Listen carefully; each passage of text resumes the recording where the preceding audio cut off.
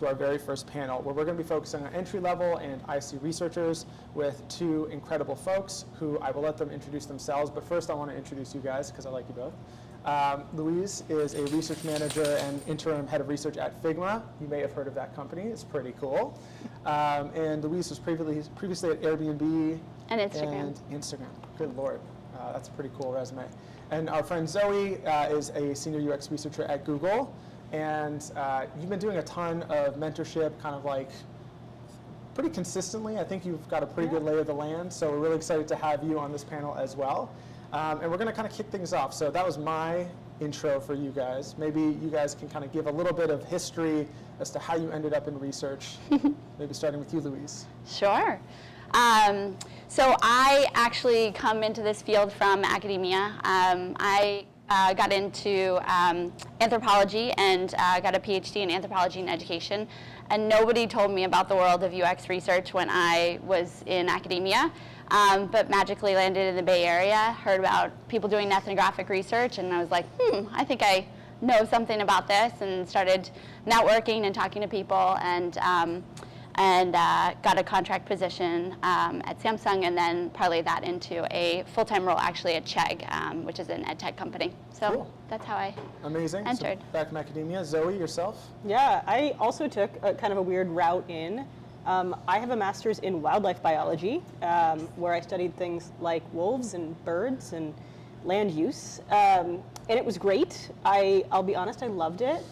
It did involve a 3-hour commute to Sacramento, which turns out I didn't love. So shout out for my husband for calmly pulling me to the side one day and saying, this might not be sustainable long term. And he was a UX designer and was like, I think you'd be really interested in this thing called research. And then shout out to Rob Yeomans of YouTube at the time, now he's at Workspace, still within Google, who took a shot on me and brought me into UX research. I've been here for a while, absolutely loved it. And actually really got into mentorship and thinking about this thanks to Alec. When I spoke at a conference on, of all things, the role of religion in UX research. So if you want to talk about that, let me know. It's a great talk, by the way. That was one of my favorite ones. Often not talked about, which makes it really fun. But grateful to be here, grateful to be back here. Feels very full circle moment. It sure is. So it's interesting just right off the bat, the role of serendipity. I think when we look at a lot of the LinkedIn profiles, maybe of people who've been in the field for a while, it feels like extremely linear. Right? Like obviously you did a master's degree at wherever, and then you confidently and swiftly and easily moved into a role at Facebook. And it's not, that's only works in retrospect. That's not really how it worked at the time, right? Before we get into the actual hiring process stuff, I think it's really important to level set on what the role actually is, right? And I think there's a lot of misconceptions, maybe. I think as researchers, sometimes we get a little navel-gazy and we think about our role as methods doers, but maybe that's not a full and accurate picture. So, Louise, how do you think about the role of research? Like, what is the job to be done, if you will, that we get hired to do? I think at its core, most simply, it's about informing decisions. And we work at companies that are often for-profit companies, so it is about the business, the decisions that are really driving the business. And those can occur not just within the area that we are staffed within, like product, but that could be in sales if you're in B2B. That could be in finance, that could be in corporate development, that could be in a lot of different areas of the full range of the company. So. Yep. And so just by implication of that, methods is only one part, and like doing the research is only one part. It's the means to the end, right, is what I mean. Got it. So would you agree? Yeah, I think I would totally agree. And it's interesting, I think one of the things that people really struggle with at first is we often look for a right answer. This idea that there is some correctness that will somehow magically inform everything we do. And that's never going to be the case. It's always relative to what you're actually trying to figure out and what those constraints are and what those opportunities are. And just as much as it is figuring out the method, it's figuring out how do I navigate through all of that to get where I want to go. When we think about academia or we think about proper research, we're trying to write these papers that like hopefully 500 people cite, and by the way, it's in Nature, and it's also open source, and it has to work for everyone, right? Anybody can take that and apply it to where they are. But if you're doing research for Lyft, you just want it to work for Lyft. You actually kind of hope it doesn't work for Uber, that there is something unique in your brand or your approach that makes it yours. So it's very, I think when you first come in, it feels biased, or it feels, I don't know, manipulative is the wrong word, but there's something you're getting through. But there's actually so much of that you're really trying to tailor your very, very specific success relative to everything around you. And yes, the methods get you there, but there's a lot in figuring out how to even open that door. I would say like 20% methods, 30% therapist, 50% everything else. I'm reminded a bit of a talk from a conference years ago from the team at Slack, and they talked about the way they look at research, and they're a really interesting team. The role of research as like your forward scout of like a band of merry men and women traversing through a scary jungle to get to the kingdom of happiness at the end. So that's the role that they kind of play. Does that metaphor, are there other things that you think about when you think about the research role that you say, like, this is actually a good analogy for what we're doing, as you describe the role to other people that come to mind? I would say yes and no, it depends.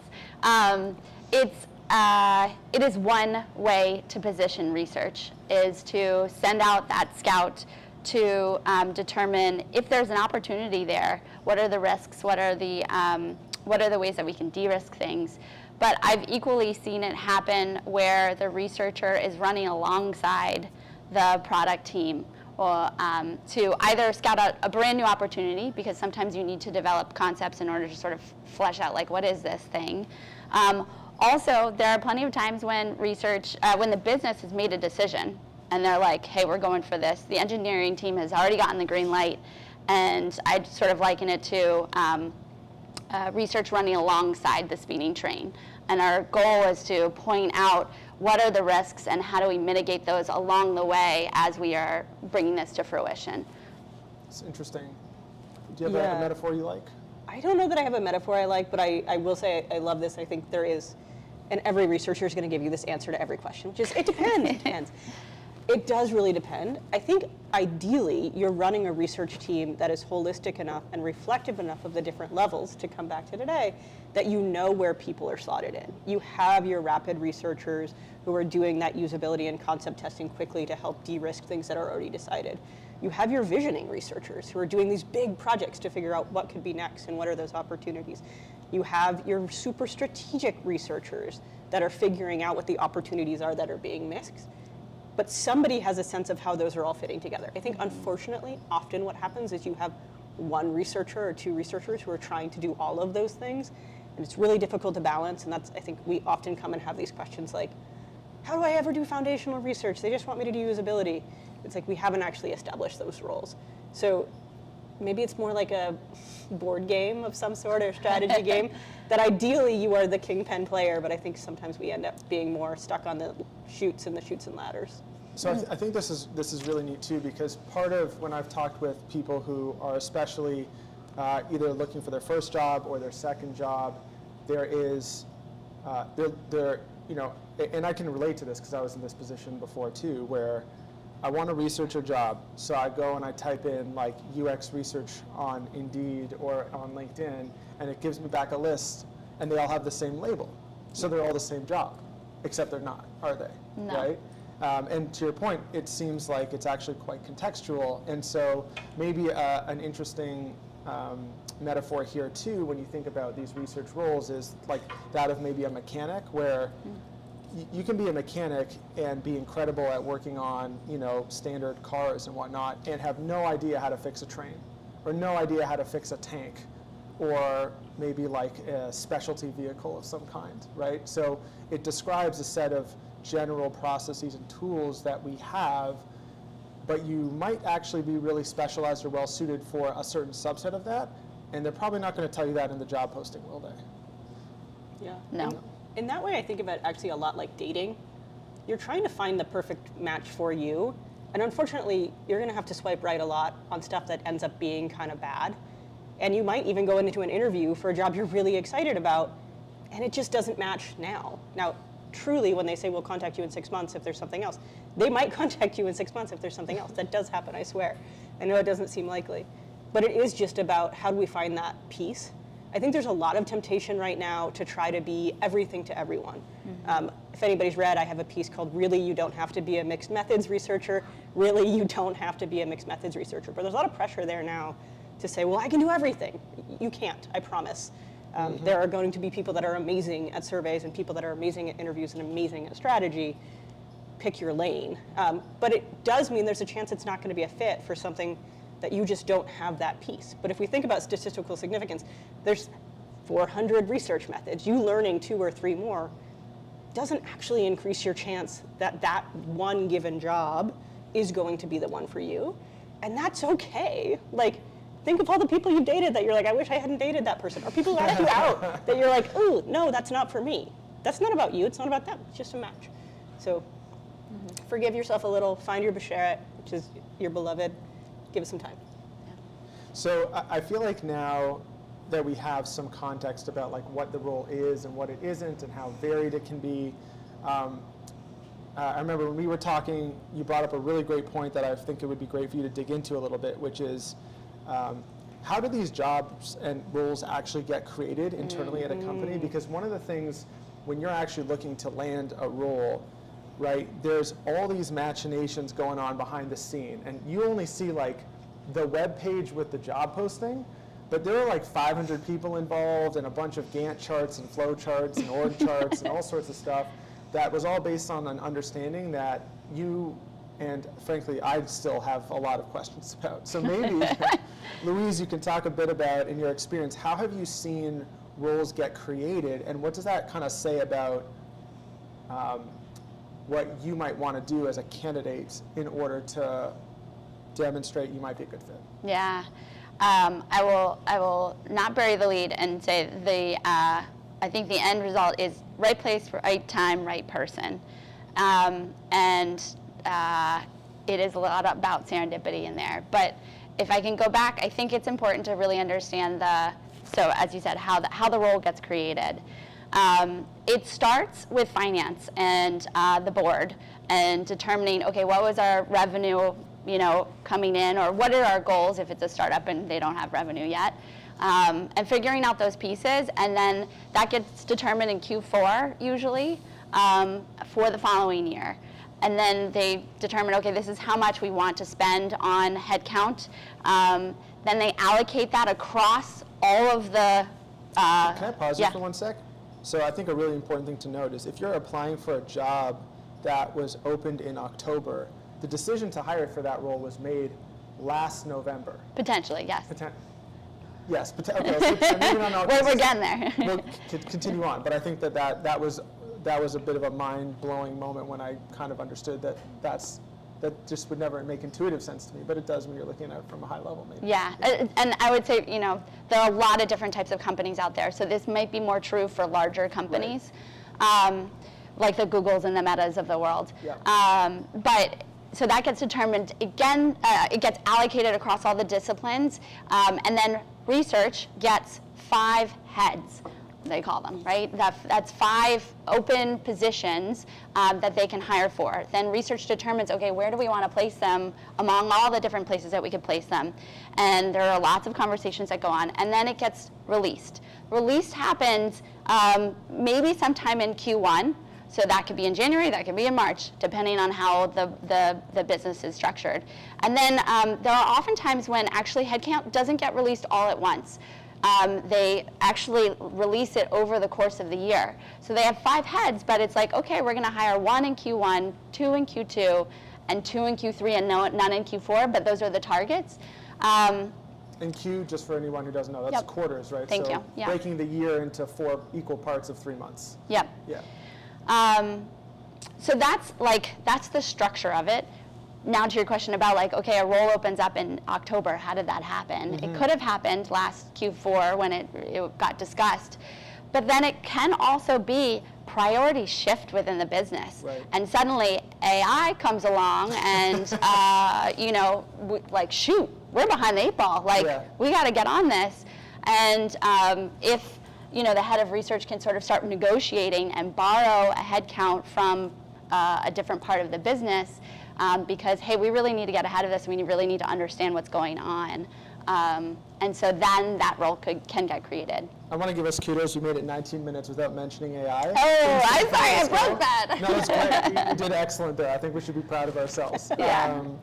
Yeah, but I think that's a really interesting point, right? Because again, you have such limited surface area when you're when you're applying for a job, and there's so much context and understanding that any employer has about this role and what it takes to be successful in the role that is not going to be immediately obvious to you, at least by looking at a job description, right? Yeah. Cool. So let's talk a bit about the actual hiring process, right? So what the job posting is created. I think that there's a lot of people out there who have expressed exasperation reading these job postings and being like, WTF? Who are the human beings with 2 years of experience that can do all these things, right? The actual words on that page, where do they come from? Legal. Yeah, if you'll notice, most of what's in there is very constrained, right? Do put your researcher hat and read through, and if there's a couple of lines that are really different or calling out something that you're like, oh, that's kind of a weird thing, we're probably flagging like, there's something a little weird about this team and we're looking for someone that can deal with that weirdness. And if you can, like, bring it up. Hey, I'm really good with dealing with conflict. I'm really good with dealing when people don't know how to work with UX. When those things are flagged a little bit, go on. But there's not a lot, right? Like, the recruiter is the person that's doing that first screen. They have some expertise with the hiring manager. There are some amazing UX recruiters out there, Mary Dittmar, I'll shout out, that as they've grown, they really do know the fields. But a lot of people don't. Like, you have to consider Google has hundreds of recruiters, and it's almost just a checklist. Like, how do we get you in the door? How do we make sure that you have 70, 80% of this? And then everything else really happens after the fact, right? So it's pretty generic. Don't get too stuck on it. Don't apply for jobs that require 10 years of experience if you have 2, but do apply for jobs that have 4 years of experience if you have 2 and you're confident in those skills. It's not a do or die in most cases. For the government, it is. Just do whatever they say because it's the government's annoying, but otherwise there's a lot more flexibility. But most of that is literally just like, how do we make sure we've done this and written this correctly to completely cover our butts? We're never going to end up on the front page of the New York Times about this, and we'll figure it out when we talk to you. At least that's been my experience. Same. I would take it with a very small grain of salt with what they say. And it oftentimes what happens in the hiring process, they started out with an idea of who they wanted. They interviewed a bunch of people and then said, oh, you know what, actually, now that I think about it, this person doesn't quite satisfy our need here, or that role actually has changed. We no longer need a researcher over this part of the business. So again, it's take it with a grain of salt. Yeah. I will also say having a job posting doesn't mean, one, that it's still live, that the process could have already started months ago and they're very at the end of their hiring process to potentially select a candidate, and also that there are no jobs at that company, because like I said, it can be a right place, right time, right person, and suddenly they are thinking they haven't opened a role, they haven't posted the job posting, and but they're still thinking like, hey, I want somebody in this field in 3 months, and you just happen to have met them at a meetup, a party, talked about what you do, and they're like, shoot, this is the person that I want. And so suddenly things get moved around and it's a match, and then you can get hired. Yeah, there's a lot more flexibility there, I think, than you might imagine, and people figuring out what they need. But do meet people. I know it's so hard, everyone here today in person. Talk to everyone here you don't know. We were actually, Louise and I at the beginning of this, were bragging about a colleague that I used to manage and now Louise distantly manages, probably through another manager, who is one of the most brilliant researchers I've worked with, empathetic to, I want to say to a fault, but not. He's spectacular. And it was truly like, I was applying for a role and I decided not to take it. And I was like, you should really talk to Gus. This is why I think these are the 5 things that are so great about this person for this role. So there is a lot of opportunity to that to help match those things in. And yeah, the job still might not be there. I will flag for large companies, Google's, Meta, et cetera. If you see a job posting online that just says UX researcher and doesn't mention a specific team, That's a good point. That's a pipeline filler. So that's just us trying to get a bunch of people in that might fulfill later roles, so that when we do have a role we need to fill very quickly, we have a higher chance of getting a couple of people. But that there might not actually be a role even in the next 6 months attached to that. So look for ones that are a little more specific. Can I actually please. continue that point? I think it's really important for for the larger companies that have what are quote unquote these pipelines. What happens is that you have an entire set of people who are tasked with sourcing and recruiting folks and getting them into the door. And then once they have gone through a generic interview process and passed, then they get matched inside within the company. So the people that you're interviewing with actually will not be your colleagues. But there's a certain set of standards that these companies have, and they want people to pass that bar first before then figuring out where is the right place for them in this particular company. That's Especially if you have interesting. niche skills. We love that.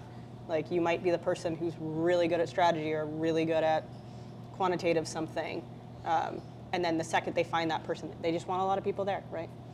And huge companies have a year to do so. I think one thing that's worth touching on here quickly and making a note is what you mentioned about they are thinking about making a hire, but they haven't made the job posting, but because they met you or because they know you, something happens, or a friend it makes a referral like you did with your friend Gus. There's a difference between like networking, I'm going to put in air quotes, and what that was. Yeah. Right? That was trusted relationships built over time, often by both people demonstrating to each other, supporting each other, helping each other. You can imagine a situation in which you're a researcher, you have research skills, you have a friend who's maybe starting a business or starting a startup, or maybe they're a product manager, and you can say like, why don't I just help you do some interviews and show you how it works, right? And by doing that, you've demonstrated the skills to somebody who's like, damn, so-and-so went out of their way to really help me out with this.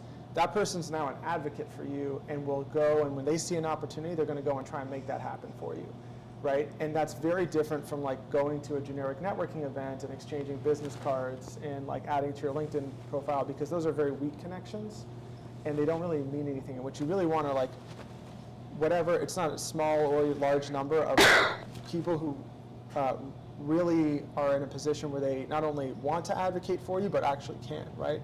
This person taught me how to do research, right, with interviews or whatever it is, and they were super easy to learn from, and they were really helpful, and that person will go out, and when they see an opening, they're going to try and advocate for you, right? So the power of like real relationships based on doing stuff rather than networking events, maybe. Cool, let's transition a little bit to, so job posting gets created. So we have a question from Lana, who's on the live stream, and shout out to Lana for this question. She wants to know if you can get into research without an academia or a statistics background. So, you're looking at this job posting and it says they want you to be proficient in R. And I can tell you, I've been in this field a while, I don't know anything about R, and I could never do that stuff, right? But it says they want you to be proficient in R, and so you say, I don't know, maybe I shouldn't apply, right? Do you think if you don't have a background in academia or statistics or something similar, this individual has a background in journalism and is taking UX classes, is research a realistic goal for them to work towards? Yeah. I would say absolutely. This field is full of people who have come from various backgrounds. I would say we're growing. Maybe we're in our adolescent phase. I don't know how you would characterize the field of UX research. But there are pathways, pathways that are getting more solidified. For example, the pathway from academia, which wasn't necessarily there for a while. But you do not have to.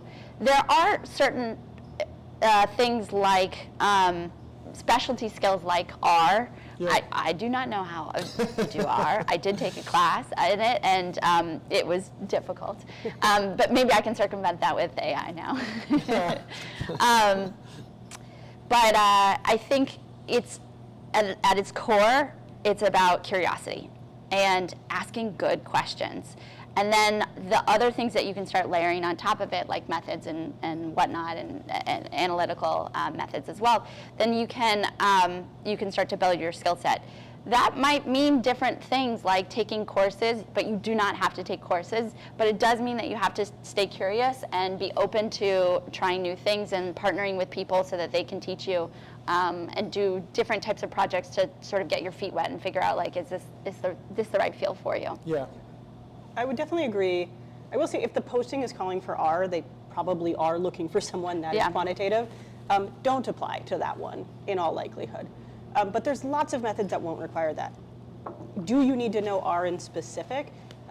No, probably not. What they're calling out is we don't have a lot of money and it's open source and we still need someone who can do statistics. There are other open source programs like JASP, if you're very familiar with those, do still apply. Like, R is not the requirement. They'll learn R. It's a great program. It's not fun to learn, though. The learning curve is terrible. But once you're there, it's great. So make sure that you are a fit for that. If you're a qualitative researcher, apply for qualitative roles. Don't apply for quantitative roles. Don't apply for mixed methods roles. Those interviews aren't going to go well. Like, you should be able to answer questions like, what's R squared value? And how do I figure out the right, is my data normal? How do I make sure I'm picking the right statistics test for these things? And in those cases, take classes if you want to be quantitative. Survey development and distribution, like, I studied it for years and it's still very difficult. But there's lots of methods that you can pick up other ways. Just go after those more qualitative roles and definitely stay curious. I will say, I think one of the things that we're seeing, we saw kind of this gradual growth of UX research and UX in general, and then we did see this kind of spike in the pandemic that I do think brought more diversity in terms of backgrounds into the fields, and perhaps at times less research rigor, and we are seeing a pullback from that, right? People are pushing on this more because there were some negatives to that. But that doesn't mean learn R, it means learn hypothesis testing. Like, go back and remember your biology texts. A lot of that of, like, how do I actually design a good experiment is what we're looking at, not do you know the difference between a two-sided and a one-sided t-test, right? Like, that's still very much if you want to be quanti. Be quanti if you want. Don't if you don't. We're getting a bunch of follow-up questions here from the remote stream, so we're just going to jump into some of them because they're super relevant. Question from Krishna, are there specific UX research courses, boot camps that they recommend, and particularly ones that hiring managers would really value, ideally affordable ones? Is there anything that you've seen or you think has been, like, helpful as a resource to help? I will hot take this and say I don't like boot camps. I think they're really expensive. I think for the most part, they're very surface level, and unfortunately, often they get into interviews and you kind of push on the wall and it falls right over. Is that to say all boot camps are bad? No, but for how much they cost, I would go a different route. Courses-wise, I honestly recommend things like Coursera. Like, go back and look at hypothesis testing. But the biggest thing is going to be doing. So start volunteering, reach out. I actually even used to, like, coach groups of women to start their own projects and do things like that. There's lots of people doing things like that. You want to be on the ground. So not only do you want that basis, so yes, do some of the courses that are very affordable, like under $100. If you live here in San Francisco, the community colleges here are all free. Take a statistics class, take an experimentation class, hypothesis class. But start doing, because the stakeholders are the biggest part. When we started this conversation, we're like, methods is 20%. Get the method, but you also have to figure out, like, how are people coming to you? What is your PM actually asking you for? How do you balance all of these things? How do you know when to push and when not to push? And you need real people for that, not mock tests or classes. Plus on to that, so as a hiring manager, I don't look for somebody who's taken courses in any particular from any particular place. So I just frankly don't look at that. I do want to understand what are the limitations or what are the boundaries of your knowledge, and understanding. Do you understand the pros and cons of different methods, kinds of things? And then to your point, the methods only get you so far. I can do an extremely rigorous study and it goes nowhere. So it's like 50% of your job is the marketing of that research. The deliverable is not that, the deliverable is not the be-all, end-all. It's you making sure that you're socializing your insights at the right time with the right people to inform that decision when it happens. Yeah, it's a great point. And I feel like we're transitioning right into this. I'm going to mix this with a couple question from the audience as well. So we've got the job posting. We've read that. We've gotten over our mental barrier to apply, and it's asking us for some resources. It's asking us for a resume. Maybe it asks for a cover letter. And then Shelby and Miri are asking about the role of a UX research portfolio. Is that a thing that someone at an entry level needs, and what goes into that?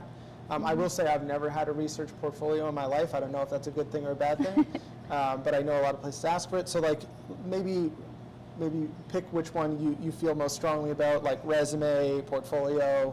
I'll throw it to you, Zoe, first. Yeah, I talk a lot about this. Feel free to YouTube my name, and we'll pop up. Your resume is your most important. It should be impact focused, especially as you get to mid and senior levels. What was the result of what you did? When you're very first starting an intern, yes, I do want to know more of the methods. I don't expect you to have a ton of product impact. There are other kinds of impact, leadership and tough problems. That was what talk with SDXD, so do check that out if you're interested in resumes.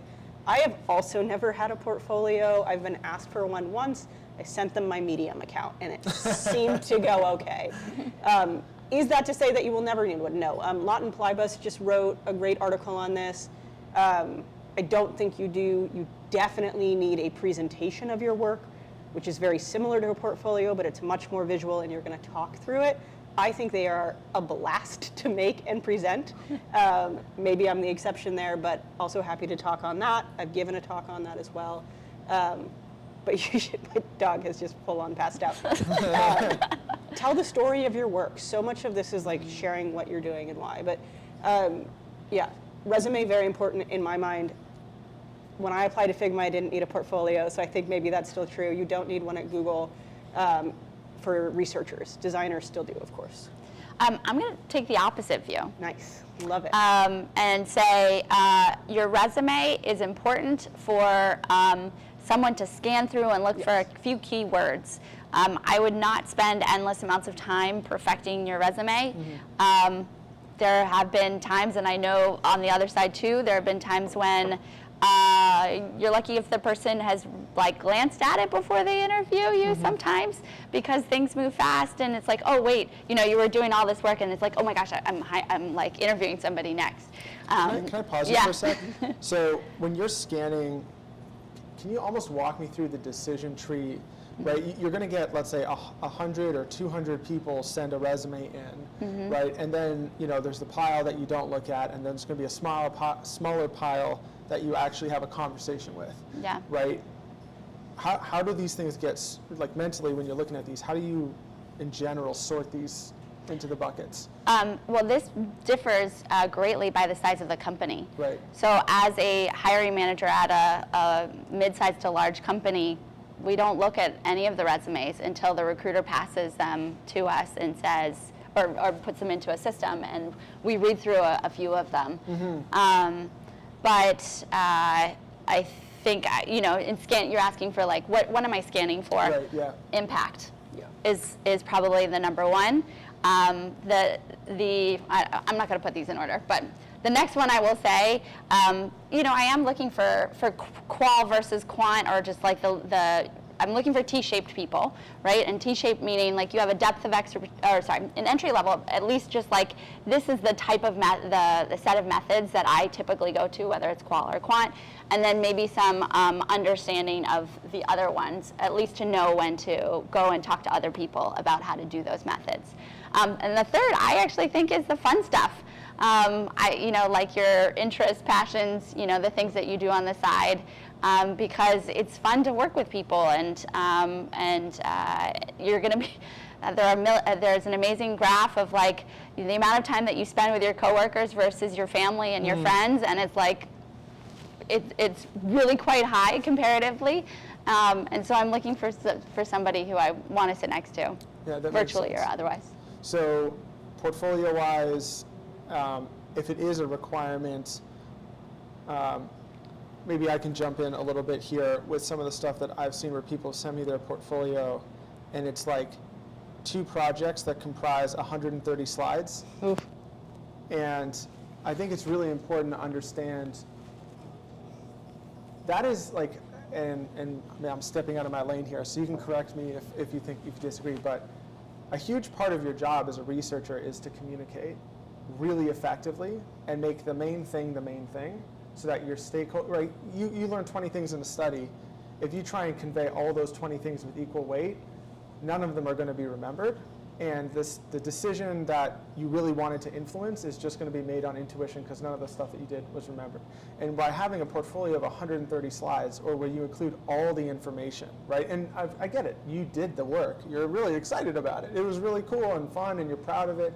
You want to talk about all the things. But from their point of view, like, what is the stuff that they really need to understand? Can you plan a project? Can you execute a project? Do you know how to pick a project that's going to be important to the people you're working with? Can you communicate findings clearly? Like, you can summarize that in maybe 10 slides if you were to do it in a presentation format, and it gives you the opportunity for so much follow-up conversation, which is going to be way more engaging and interesting to the person that you're interviewing with, right? Yeah. I fully agree with that. I do want to take a quick step back and say, I actually fully agree, don't spend too long on your resume. Spend 80%. Be the 80% person, because we're not going to spend that long. There's a lot of temptation to over-focus on it because it is the first gate, and you feel like if I just make it perfect, there is no perfect. It's always going to be about match. It's always about the other thing. Get it good enough and leave it. But impact, which we definitely agree on, is what is the outcome? Why does this matter? And your resume, your portfolio, your presentation all need to come back to that. There is this temptation to say, especially as a researcher, and I think even more so from academic backgrounds, where you're like, I want to demonstrate rigor.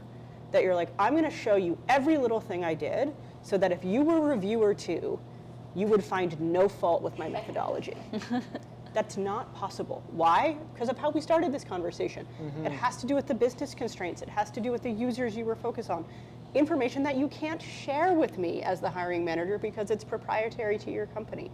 Constraints like time, constraints like what your team was familiar with or what your role was enabled. All of those factors are going to affect the research.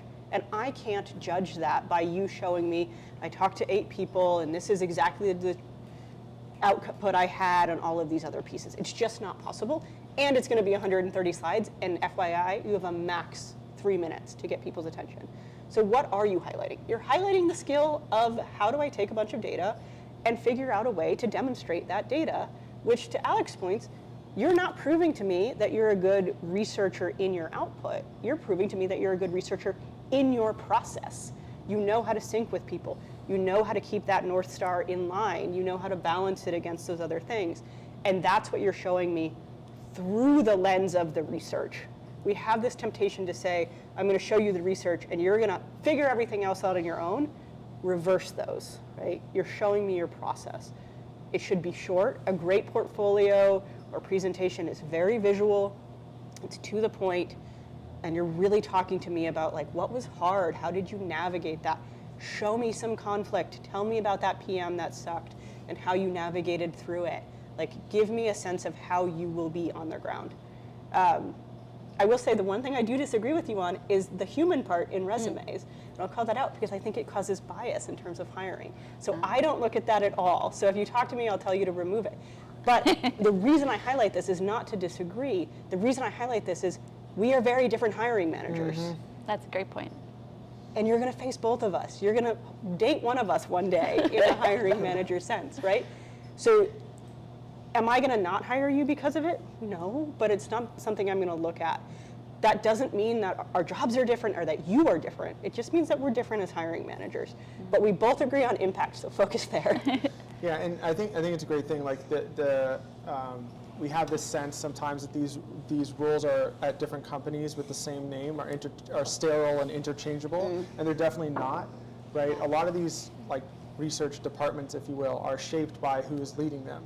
And if you see a company go through some like turmoil and turnover at the leadership level, a lot of times what happens is you have a new leader come in to, let's say, lead the product team, and then immediately 30 or 40% of the people within that organization depart for greener pastures, right? And it doesn't mean that they're not amazingly talented people necessarily. It's that the leader is responsible for delivering on the objective, and they're trusted to do that. And so they'll shape their organization in a way that works for them to be able to deliver on the objective, and that affects things like team culture and operating cadence and how much independence you have and how much, how feedback is given and all sorts of things. And so just to your points, right, the fit thing is a very real, I used to think that was such a cop-out where it's like, oh, it's just not a right fit, and you're like, bro, come on, right? I don't feel good about that. But that is very much a real thing where it's like, this is not, your shape doesn't fit the shape that we're looking for, and that doesn't mean you're not incredibly talented and capable at doing this job, right? So a good thing to keep in mind. I want to be conscientious of time, so let's just jump out at a really high level and kind of, if you can briefly describe the interview process or a generic interview process, what, at an IC level, what are the steps? So we already talked about resumes and initial conversation. What are the other steps in the process, and what are you trying to learn at those steps before you get to we're going to give them the offer? Okay, so we've passed the resume line. You've had a phone screen, I think is what we were just talking about, and either that can be with a recruiter or with a person on the team or the hiring manager themselves.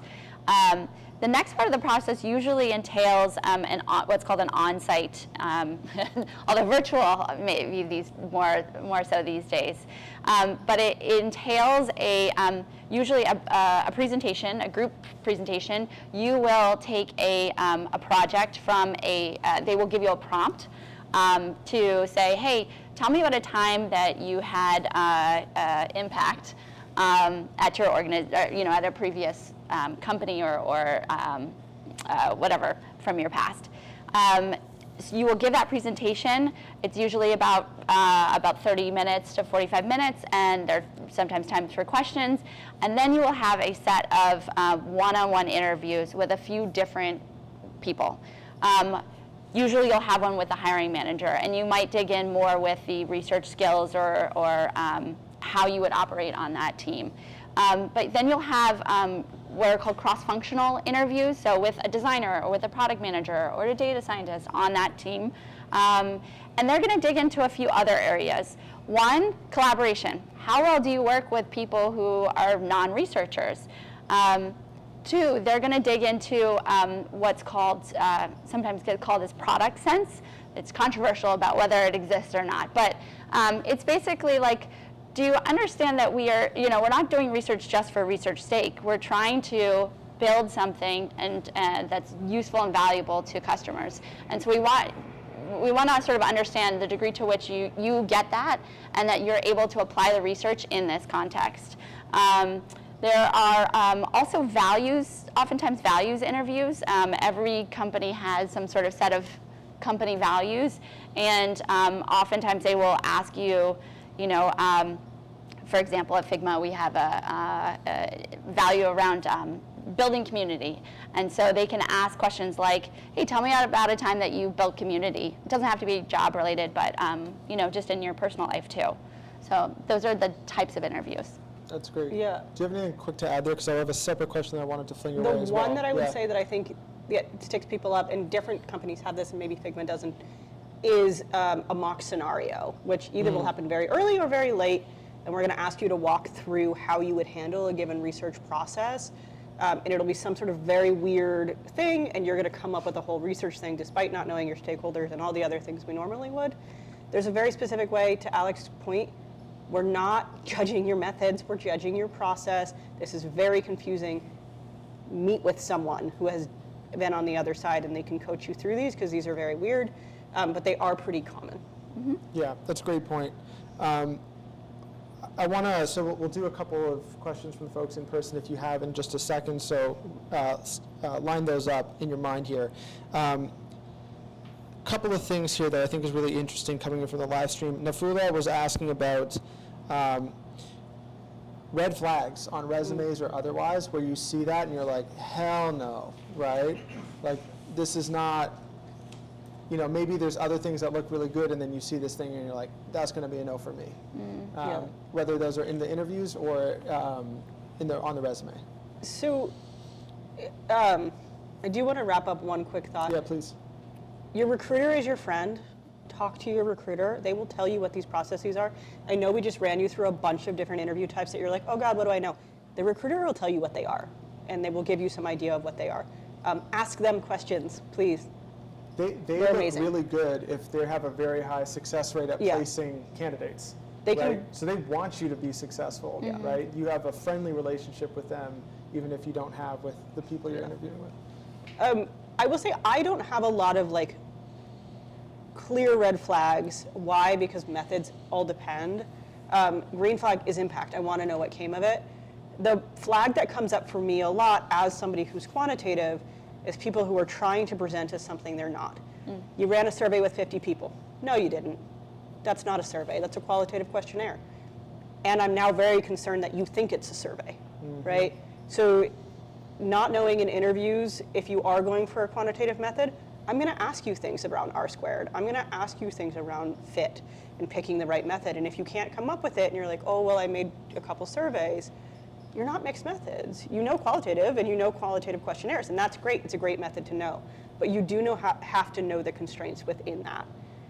For the most part, we're looking at like trade-offs between methods much more than we are specific ones, but quant does seem to trip people up more. So pro tip, don't lie. As surface as that sounds, I know how tempting it is to present, to try and get into that next one, but you just have a different skill set, and that's a great skill set too. So show me that you know how amazing the skill set you do have is. But otherwise focus on impact, not input. That's if it's all input, interviewed 12 people, talked to 14 people, I'm wondering like, did you not know where this went? Do you not have a sense of it? If you're very much it's your first job, that's more acceptable. But you should have some sense of why you did what you did, even if it doesn't have product percentages tied to it. Remember, there's lots of different kinds of impact. So show me that you know why you did what you did. And if you can't, I do have questions. I have one quick story about this. When I was interviewing with Airbnb, I got asked the question, and I was a less seasoned researcher at that point, but we got talking about sample size. And I got asked the question of like, okay, how many people should you, interview in this or in this particular scenario? And I kind of got tripped up about it, and I answered to the best of my ability. But I could tell from the interviewer that like I didn't get to the answer that they were looking for. And so at the end of the interview, I just asked, hey, like, I would love to actually like, can you help me understand a little bit better, like where, like what were you looking for, or rather, like, I don't like to say what was the right answer, but like, let's talk about it, I want to learn. And he was really struck by that. It's like that learning attitude that you want to demonstrate to the portfolio. Nothing goes right. So like, tell me what got messed up and what did you learn? In terms of one red flag for me in the whole scenario is about how you handle bad circumstances and how you talk about it and how you talk about people and companies. And so there's a lot of difficulty that we encounter in our jobs, and you don't have to paint a full rosy picture. However, you don't want to badmouth about like the terrible so-and-so that you worked with. You really want to try to understand the full picture, and then what could you have done differently in that particular scenario? Yeah, 1000%. Like, definitely go ahead. And to your point, say you don't know when you don't know. That's okay. You could answer something, I'm not sure about that, but let me tell you about something similar. It's so powerful. I was in an interview once where the person was bad-mouthing some employees and bad-mouthing some other things, and I was like, God, they want to be so confident that they're kind of coming across as a jerk. And I asked them a really difficult question on purpose, because I was like, if they say I don't know right now, I'm going to forgive this, they're just stressed. And I saw this. They Googled it. And I was like, no. Like, that's a red flag. Don't Google things in the middle of your interview. It's okay to not know. Just say you don't know. Show me you know the limits. Of all the hiring managers types to interview with and try and bullshit that you know something that you don't, people who specialize in qualitative research is probably not the ones that you want to do that with. I can't agree more about do not shit talk any of your former people. And like, think about, first of all, because they're looking at the way you treated other people, because they're far away now, right? Behind closed doors, you're with somebody else, it's a private meeting. the way you treated those people you had a hard time with is going to be really indicative of, in a moment where it's hard to be charitable, and it's easy to, talk about how all the failures were their fault, how you treat them is going to tell them how you're going to treat them on the job if you end up with the role. And so you can take something like, my manager undermined me at every go, and all the product managers are completely disinterested and total dicks, and I was not able to do anything except usability tests. You can just translate that to, what, I had a really difficult situation, and really what I should have done from the get-go was really focus on building trust, and I didn't do a good enough job at that, and so I was never able to take on some of the more strategic projects that I wanted to. And so I tried a number of different things like A and B and C. Ultimately, they didn't pan out, but that's one of the reasons why I'm really excited about this role, because I think I can do a better job this time around. Tell me how that sounds, right? Like that, there we go. Right? And it's impact, not outcome, right? Like the outcome at the last job was it didn't go well. The impact at this next job is he knows how to deal with his stakeholders better. Yeah. He knows how to consider them and think about things from a different way. So much more mature. I don't care that it didn't go well. Yeah. That's okay. They don't care. Because what he's showing me is he's going to be good where I am. Yeah. And that's all I care about now. Yeah, totally. So we're quickly coming up on time. I want to take, do we have any questions here real quick? Nikki, is that right? Yes. Hi, my name is Nikki. We got to be brief, by the way, before we get to the next one. I have a question about presenting less than ideal impact. And I know the answer is probably it depends, but I have a couple of case studies, like really good research that I've done where I've gone like all the way through and chosen the right method and like built trust, and then in the end, like the results are ignored. Or I've worked really hard and like spent months and months and months on like trying to get approval to do like research, and all I could do was like a really simple usability test where like the product or the feature, they just end to kill it anyway.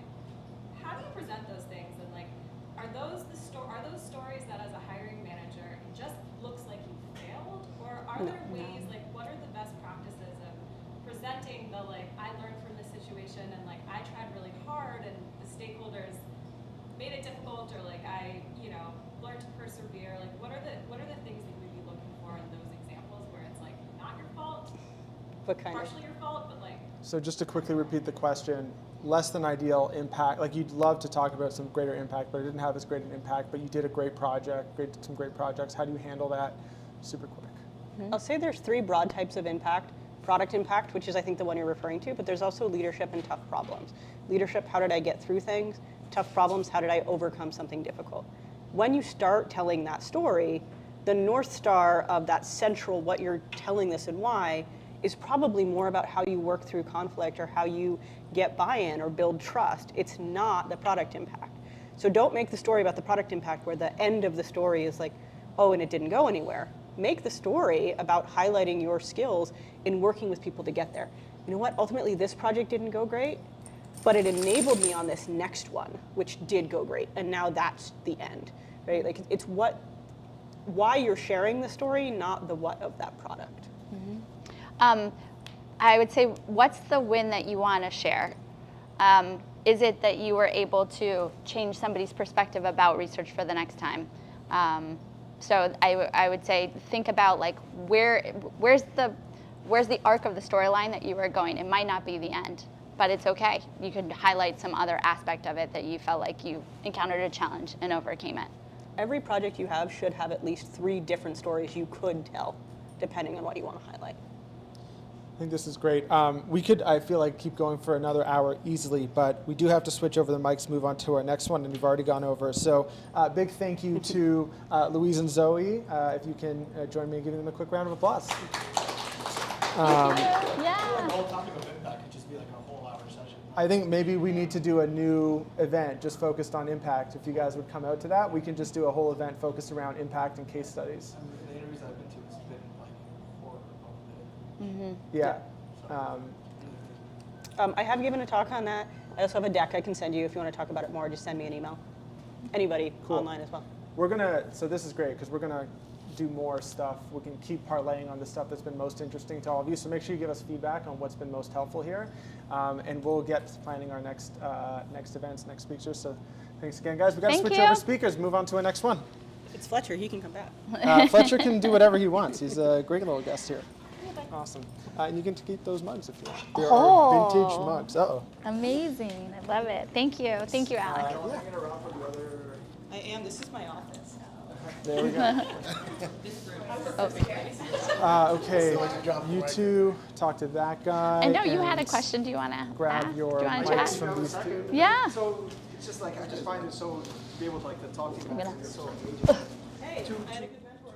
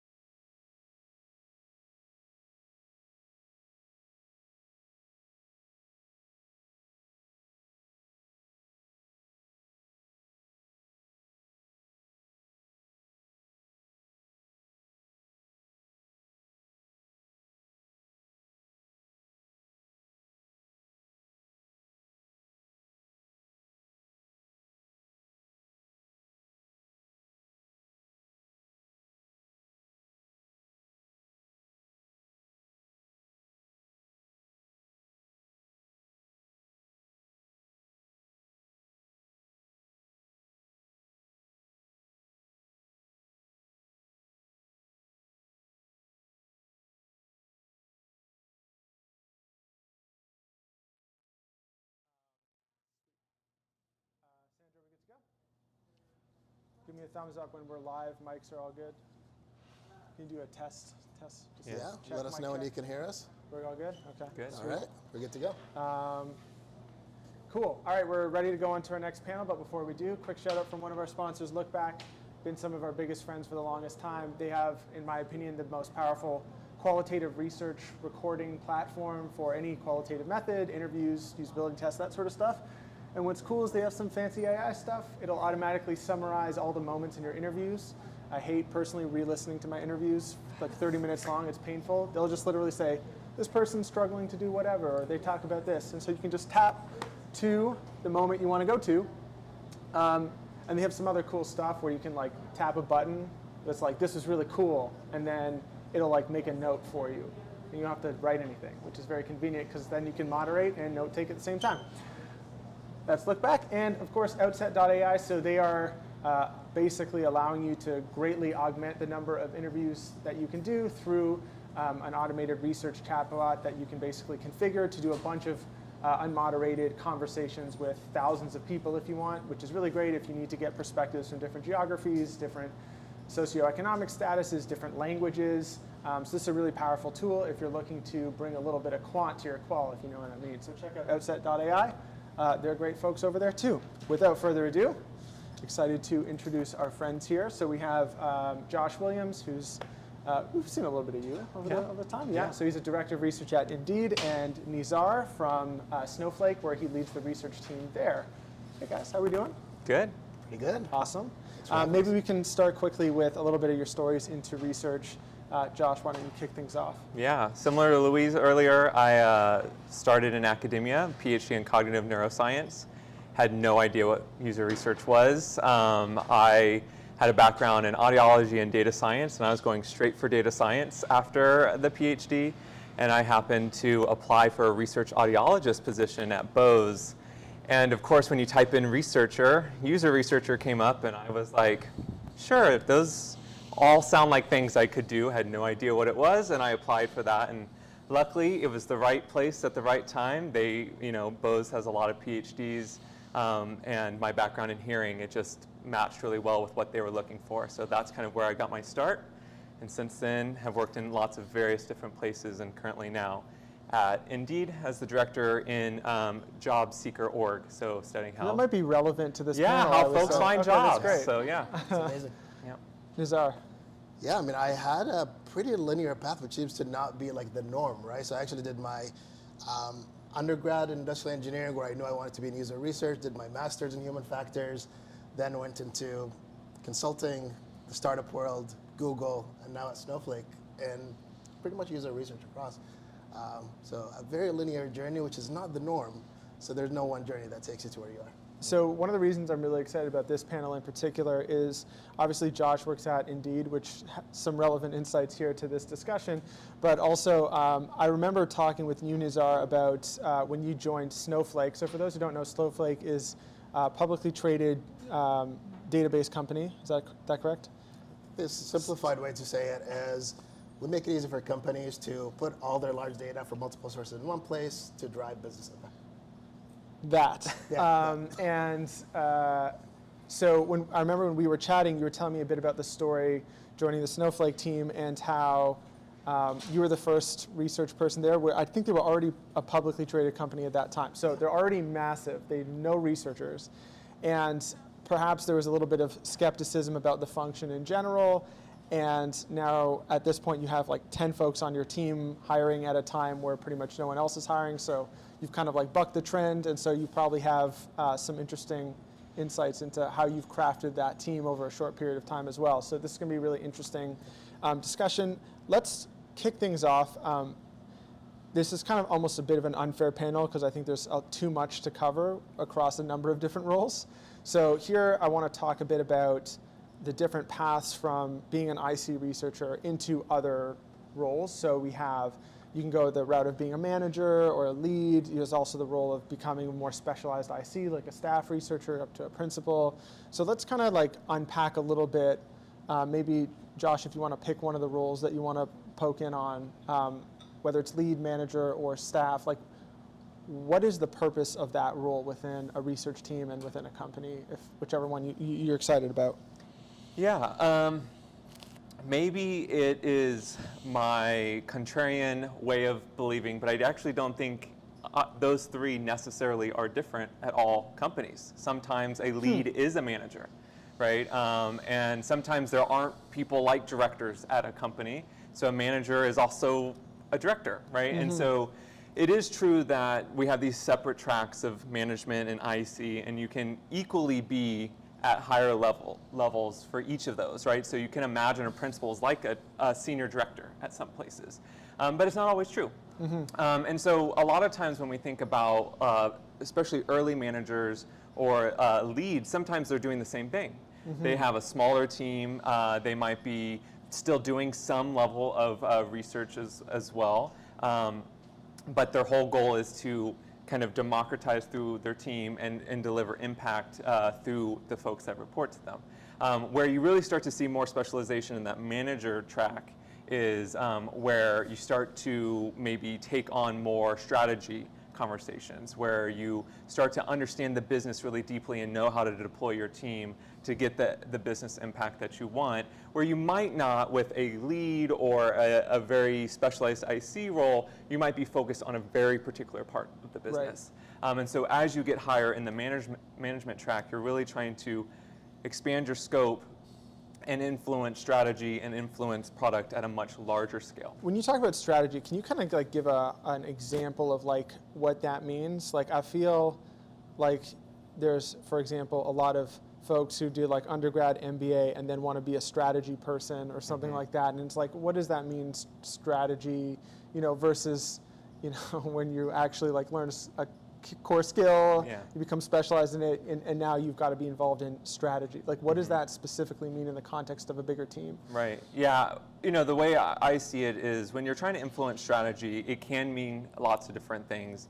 It can mean, are we going to invest our time in a particular product space or our product offering?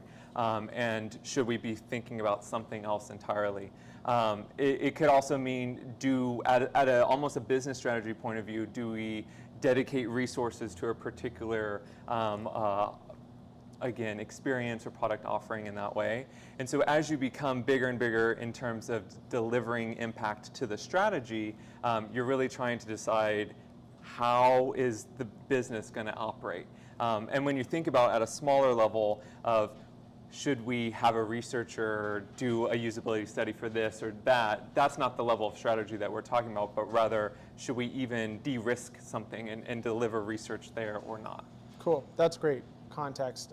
Nizar, when you think about the differences between these roles and, because you've recently constructed a team out, right? How did you come to the decision of this role is going to be a staff person, this role is going to be a lead or a manager, and what is kind of like the job to be done, the mandate that they're out there trying to fulfill for you and for your team and for the broader company?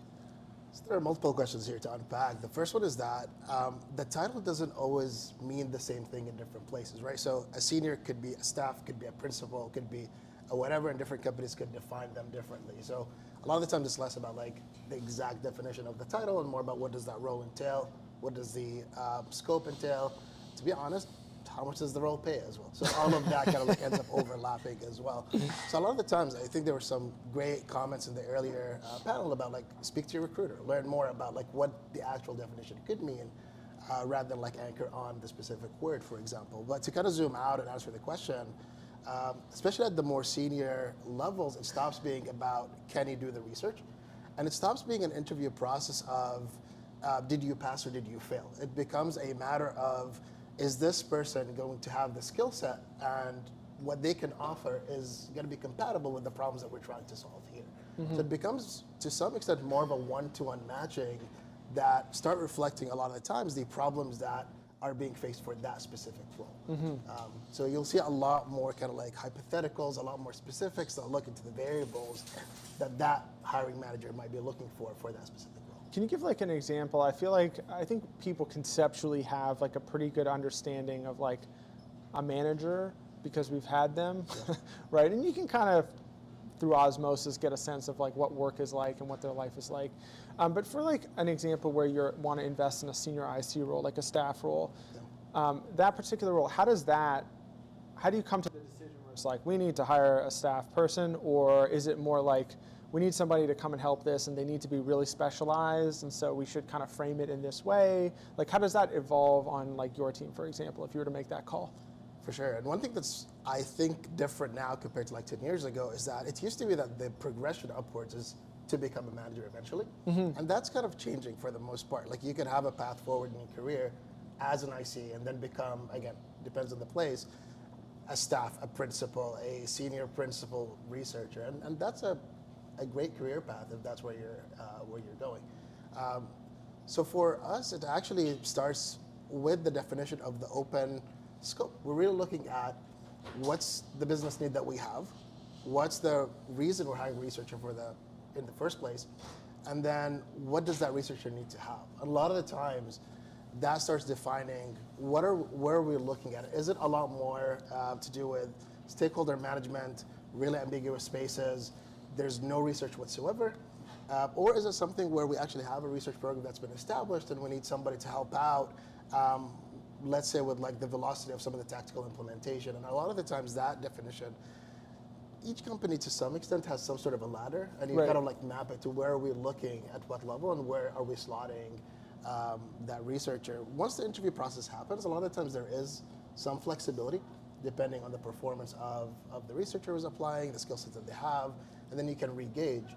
But for the most part, that stuff is defined before you start hiring based on just the business need. Got it.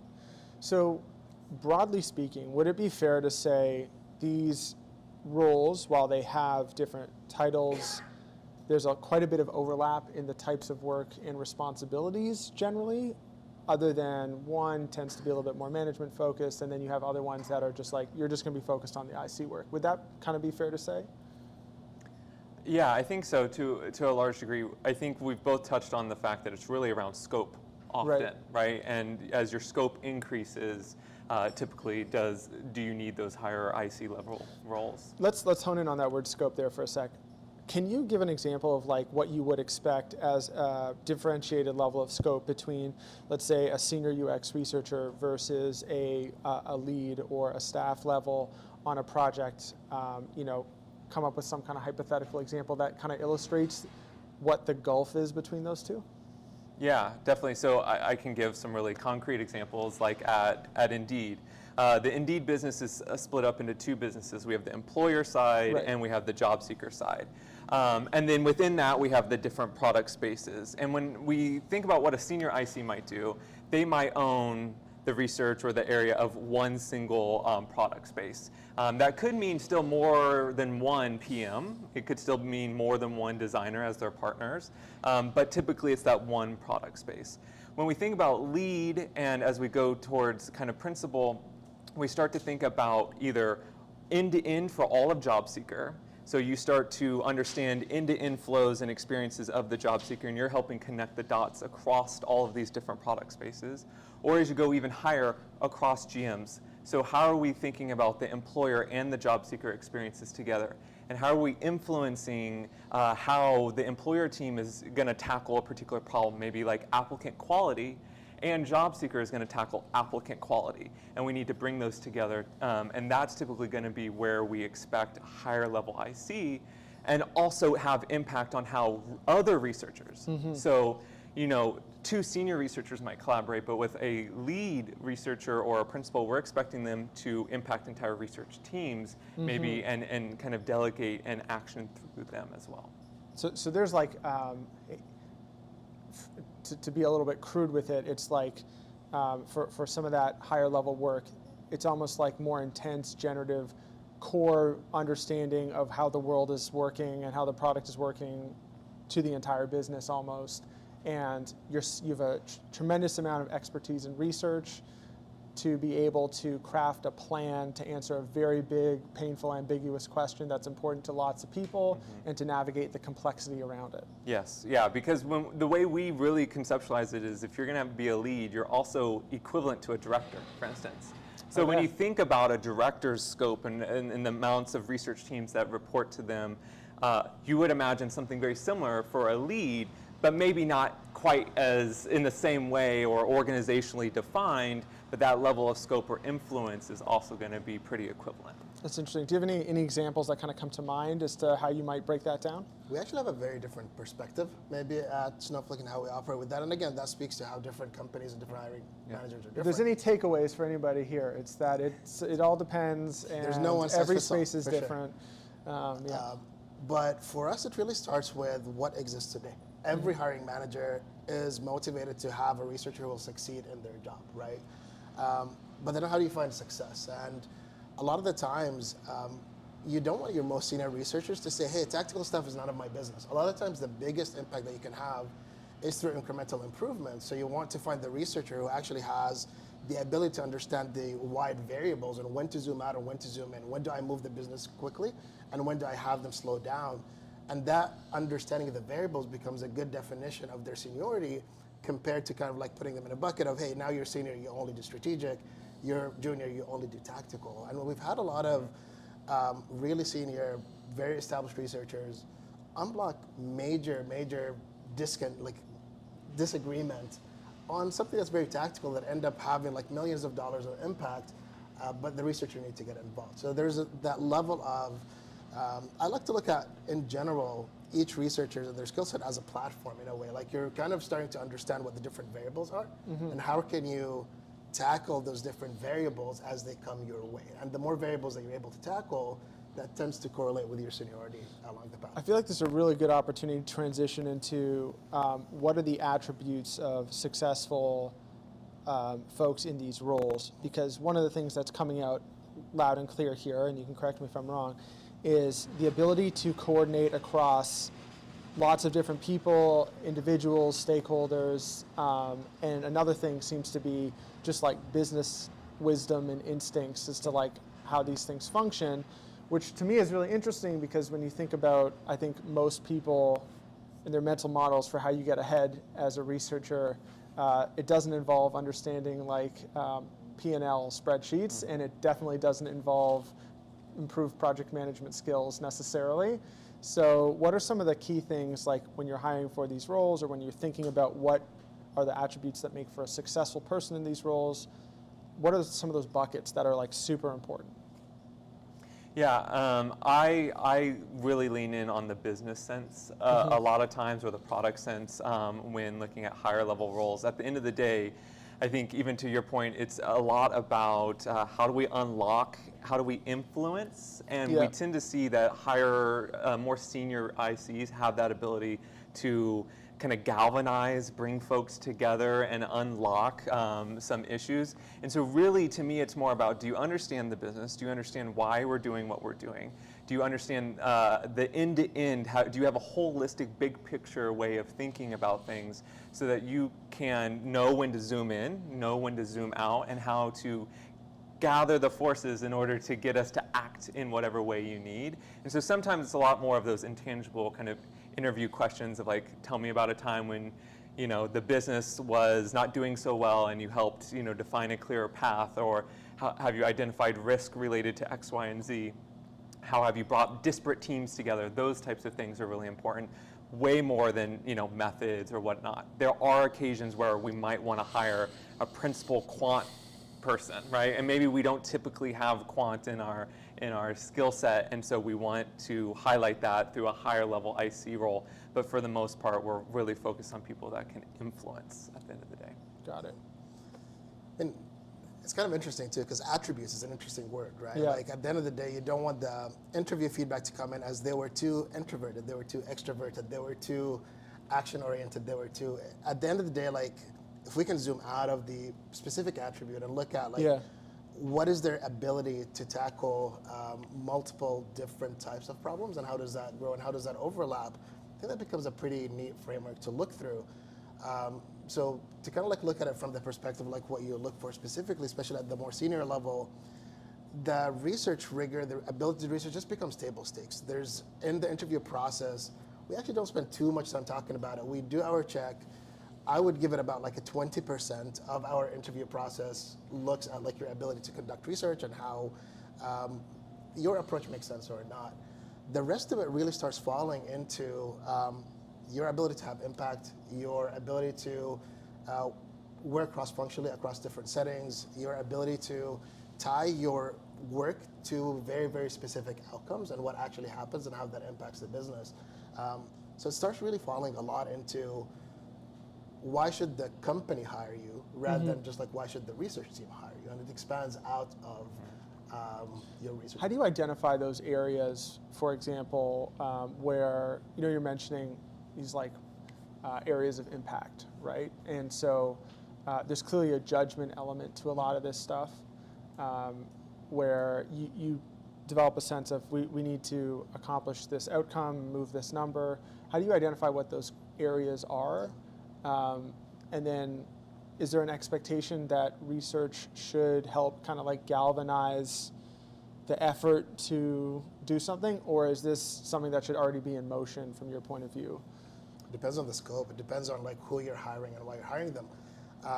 But for the most part, the idea of you preparing for your next job actually doesn't start at the interview process. I mentor a lot of people who come in and say like, I think I messed up the interview, and then you dig in and the disconnect might have been like in how their current role is defined. So I always tell people like, your preparation for your next job is now. It's whatever you're doing now. And the same applies as you're looking to get promoted. People want to see you perform at the next level or the next scope to be able to comfortably say, hey, we can have you there. The same applies for a new job. If you're looking at the ability to kind of drive something that's more strategic, if you're looking for something in the B2B world, then you're targeting these specific openings that are looking for this, but you're working on your story in that regard specifically. But you know, there are some stories where you see somebody with 10 years of experience and they've done a great job doing a rapid research program, but they've been doing it for 10 years, right? So you can say like, yeah, I have 10 years, I need to be like a senior. And the question becomes, did you set yourself up for like what you want to be doing next? Right. And again, in this sense, it's not that there's one that's good and one that's bad. It's that you have that trajectory of what are you looking for next and how does it align with the skill sets that you've built, communicate it through the resume, then communicate it through the interview process.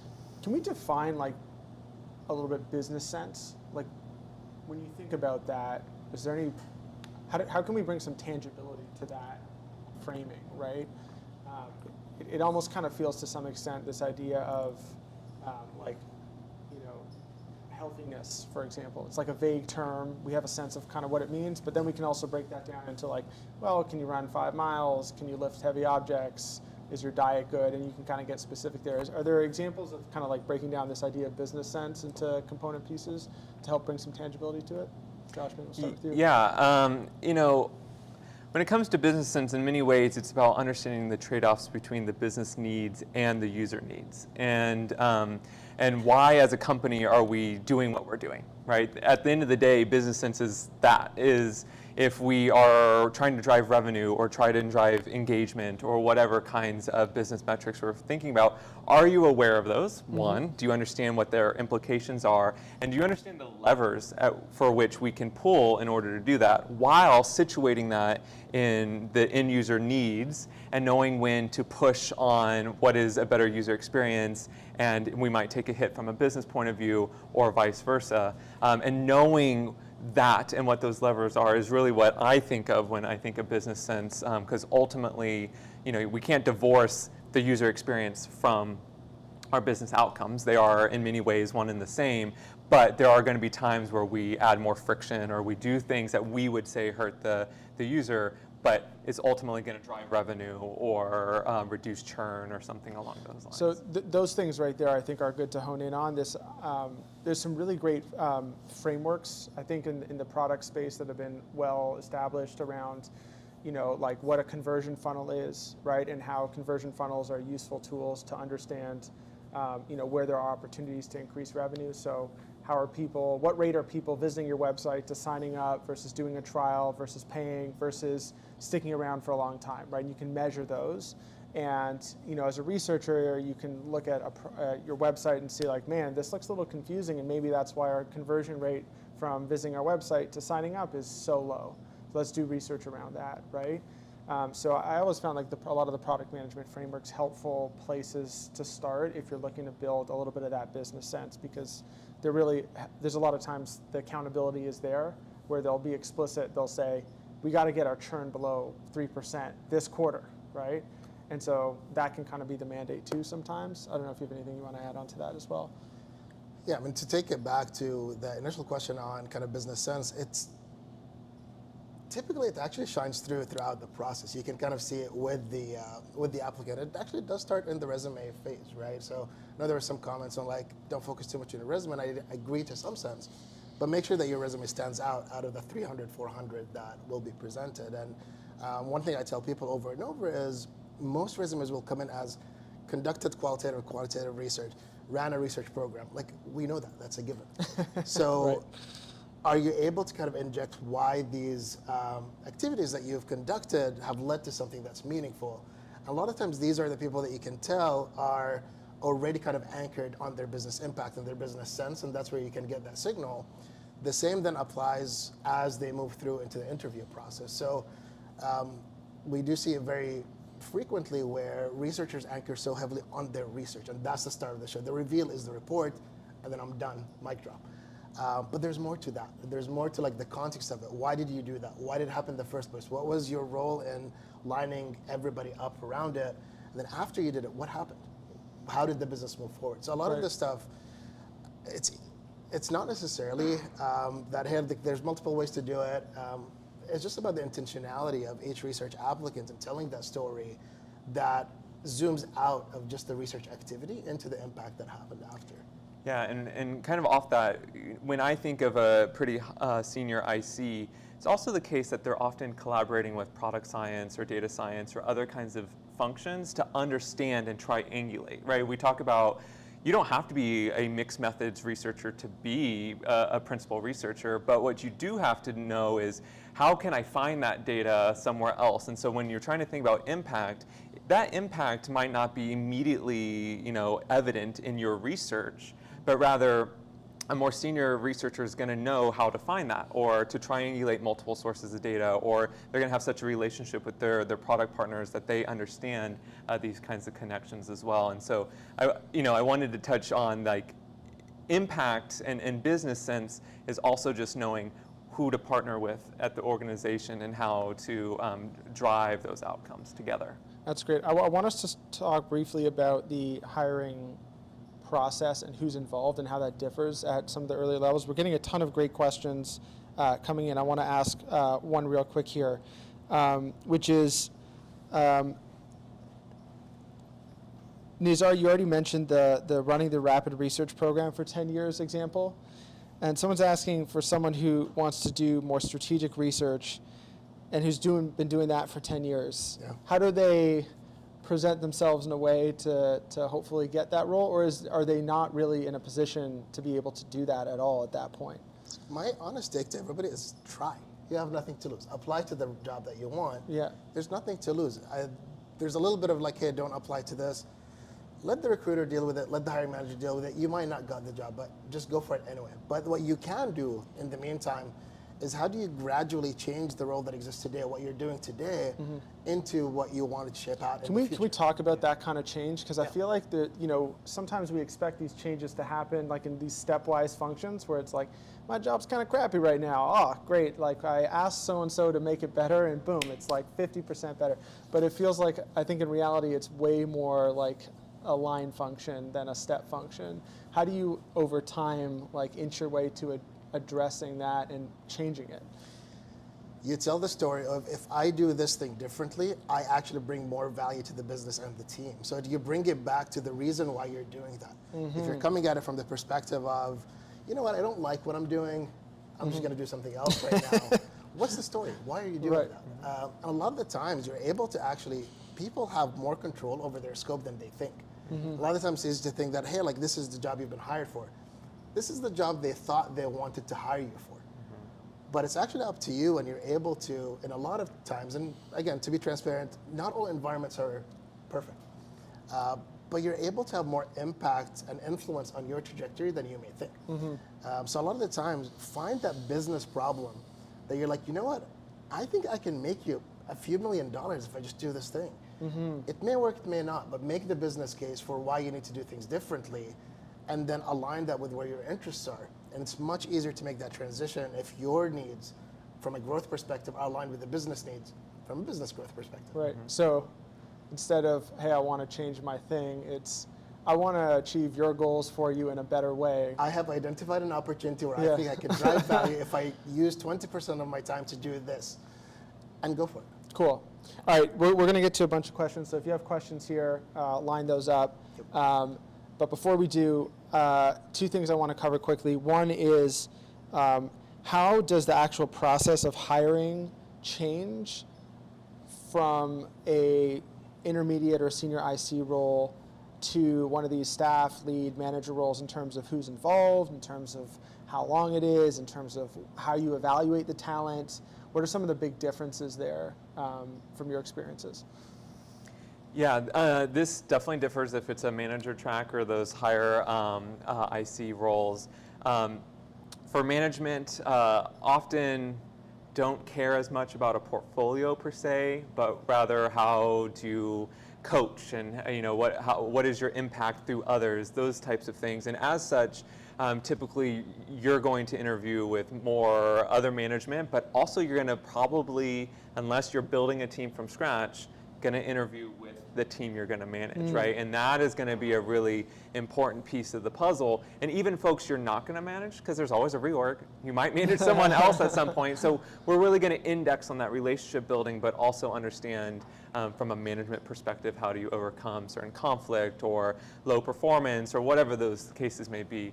Whereas for a more senior IC, typically what I have seen in the past is you're going to engage more with other director level folks or a larger part of the business. We might throw in someone from corp dev or someone from a higher strategy conversation to interview you than just your normal product and design partners more immediately. And so to me, the product or the process doesn't necessarily change. It's the folks that you're talking to and the types of things, as we've touched on, that we're teasing apart, that changes.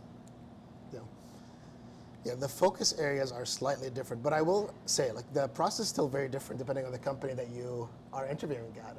If I remember correctly at my time at Google, you're interviewing 5 researchers, regardless at like minute levels, until you become like way on the executive senior level. At Snowflake, you interview 1 researcher, 1 product manager, 1 designer, 1 engineer, almost no matter what your level is. So there's a lot of variability there, and there's no like one size fits all. I think when you're looking at like more senior ICs versus managers, there's a shared baseline. I think the shared baseline does kind of speak to your ability to do/understand the research approaches, your ability to connect it to business, your ability to understand the constraints. Those tend to be like more on the universal end. It's very easy to come and say you need to build this thing that will take you 3 years to build from an engineering perspective. It's much harder to understand how to break that down to something that the engineering team can actually build. So there's that baseline.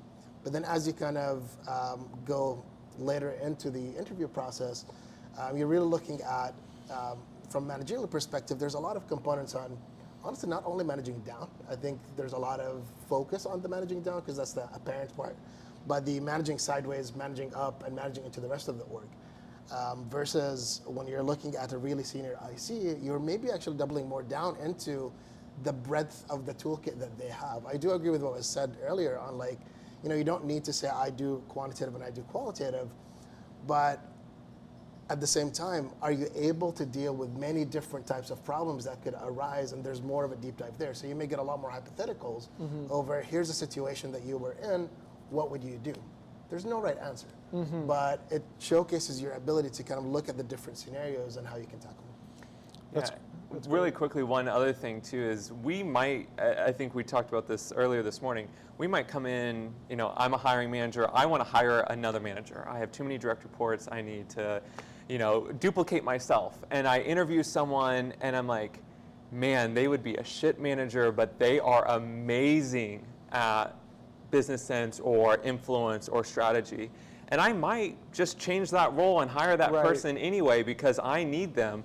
Maybe I can go a little bit longer, managing some folks, maybe put some folks under them to mentor and take some of the load off, can still do the HR related, people management stuff. But these things can change, and depending on where you're at, you might apply for a manager role and end up as a more senior IC, vice versa. I don't want to overstate that everyone's going to be a good manager if you're a high, there are different skill sets there, but it is possible that those things shift. Yeah, totally. Do we have any questions here? Yeah, Megan, go for a quick question. So this may be going to be a hot take or maybe not, I'm not sure, but from my experience, the best hiring experience has been when the hiring manager themselves are reviewing the applications and they really know what's needed and qualities that maybe aren't on the surface, but are underlying and really can fill that role really well. What are your perspectives around being more hands-on in the recruitment process and reviewing applications more so yourself, rather than it being so heavily on the recruiters when perhaps they're not as senior of a recruiter in that particular specialization and may not be able to see the things that you'd be able to see. So question, just to repeat it, is around how do you think about you as a hiring manager being super hands-on, taking the whole process off versus outsourcing some of that work to a recruiter and trade-offs around that, and how do you feel about it in general? Yeah. It's never a this or that. You're never very hands-on or the recruiter's very hands-on. Personally, I'm a lot more on the hands-on side. On a regular opening, we get 400 resumes. I actually personally look at 200 of them. But at the same time, relying on the recruiter to be able to highlight kind of some of the talent that will overlap with what we're looking for as well. So personally, I see it as a partnership throughout. We have a dedicated recruiter who knows exactly what we're looking for and the differences between the positions as well. But it's actually hard to kind of gauge hey, this is the right way to do it and this is not. There's always a calculation of how much of my time should fall there versus some of the other things that I need to do. There's a calculation of to what extent is the recruiter comfortable versus not. So I think it's very context specific as would this result in more and better than none. To be honest, some hiring managers don't always know what they're looking for. So there is that gap where the assumption is they'll know more than the recruiter. Not necessarily. Yeah, I 100% agree. I have a million things to do, and it's all about the ROI of my time. And I, particularly depending on the role, depending on the recruiter's skill set, it might be worth my time to be really in the weeds. I have in the past looked at all 400 of the resumes. It depends on the ATS that you have and other kinds of extractions that it can do. So you can maybe automatically pare down some things, but for the most part, I will look at all of them, even if it's 3 seconds each, and I look real quick, nope, and look real quick, nope. And it is a better use of your time sometimes, but as a hiring manager, sometimes it's not, and you need to outsource that and know when it is best for the business, best for your team, to rely on your skilled partners that you have. Yeah, it's a great question here from Jen. I think this is a really interesting one. Someone who has been on a UX research team of one, so basically de facto leading the function, but it's just them. They want to join a bigger / more mature team. How do they think about where they fit across the roles that we've been discussing and positioning themselves for them? It's so hard to answer that question without seeing their resume, where they are, what they've done, where they're applying. It's almost impossible to answer it. But I think what stays consistent is, what are they looking for? Where are they in their career? Right. What are their objectives? And how do they line that up with some of the roles where they might see that there's a value add for both them and the hiring manager? So it's really where both where they want to be and where they think they can see themselves being successful, and it's probably more a judgment on their end from your point of view.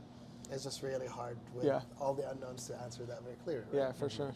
Jen, send us an email, and we'll do an evaluation in an email thread of your situation. Jen, send me your resume, and I'll follow up with you. Yeah. Yeah, I think that's 100% accurate. I think, research isn't created equal at all places, and it is very possible there's also some correlation. If you're a researcher of one, you might be at a startup versus, most of the time very large corporations aren't going to have a researcher of one. And so there's a lot of other kinds of, covariates to it, right? Like you lack process or all these other things that you don't know what it's like at a bigger corporation. So it's really hard without one knowing the applicant, but them knowing that other company or that role to know how to shift yourself. At the end of the day, if you know who you are, you can tell your story that matches whatever organization you're applying to.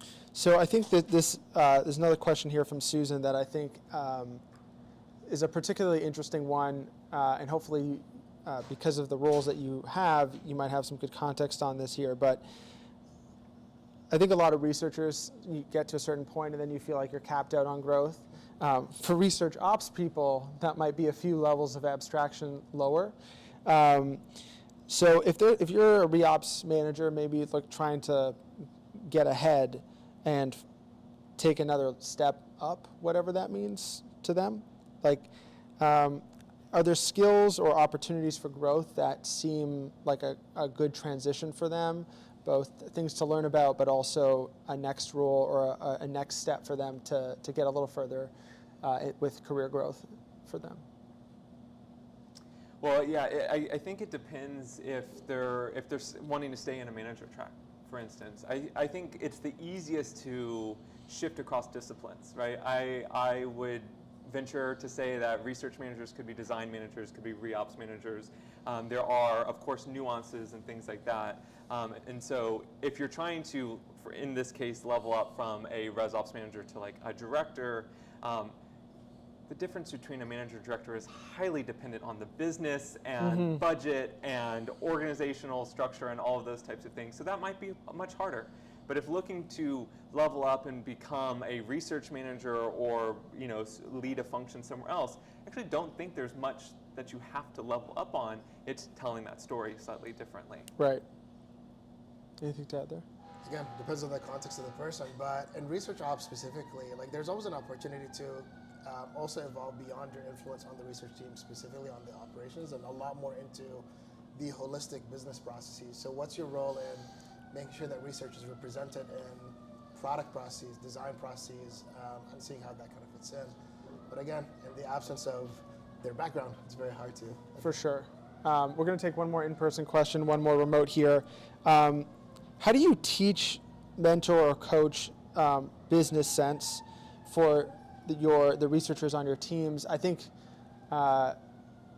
even whether it's at a senior UXR level, what are some of the opportunities where you try as you're managing them to like what are the tactics there that kind of come out for either one of you?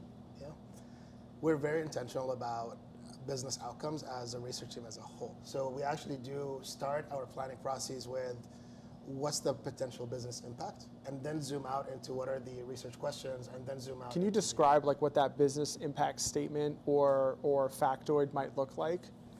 Yeah, it actually could mean a lot more than people think. We have an internal sheet that has a drop down that has, I think, 50 words that describe impact, and I think launch is the easiest one.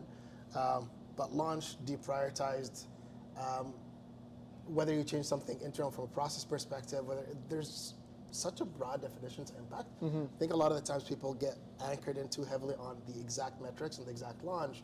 There's a lot more to it. I think what researchers deserve to get a lot more credit for is when something doesn't launch, when something shifts gear into something different, when engineering resources have been prioritized somewhere else. In our case, there are some instances where a researcher's work has actually fed directly into a potential customer becoming a customer. So it's not even to do with the product. So there's, I think, a very long list that could be very company specific. But at the end of the day, really starting the conversation with when you're spending your time, can we try to be as concrete as possible on what will happen at the business level, and then work backwards to the questions.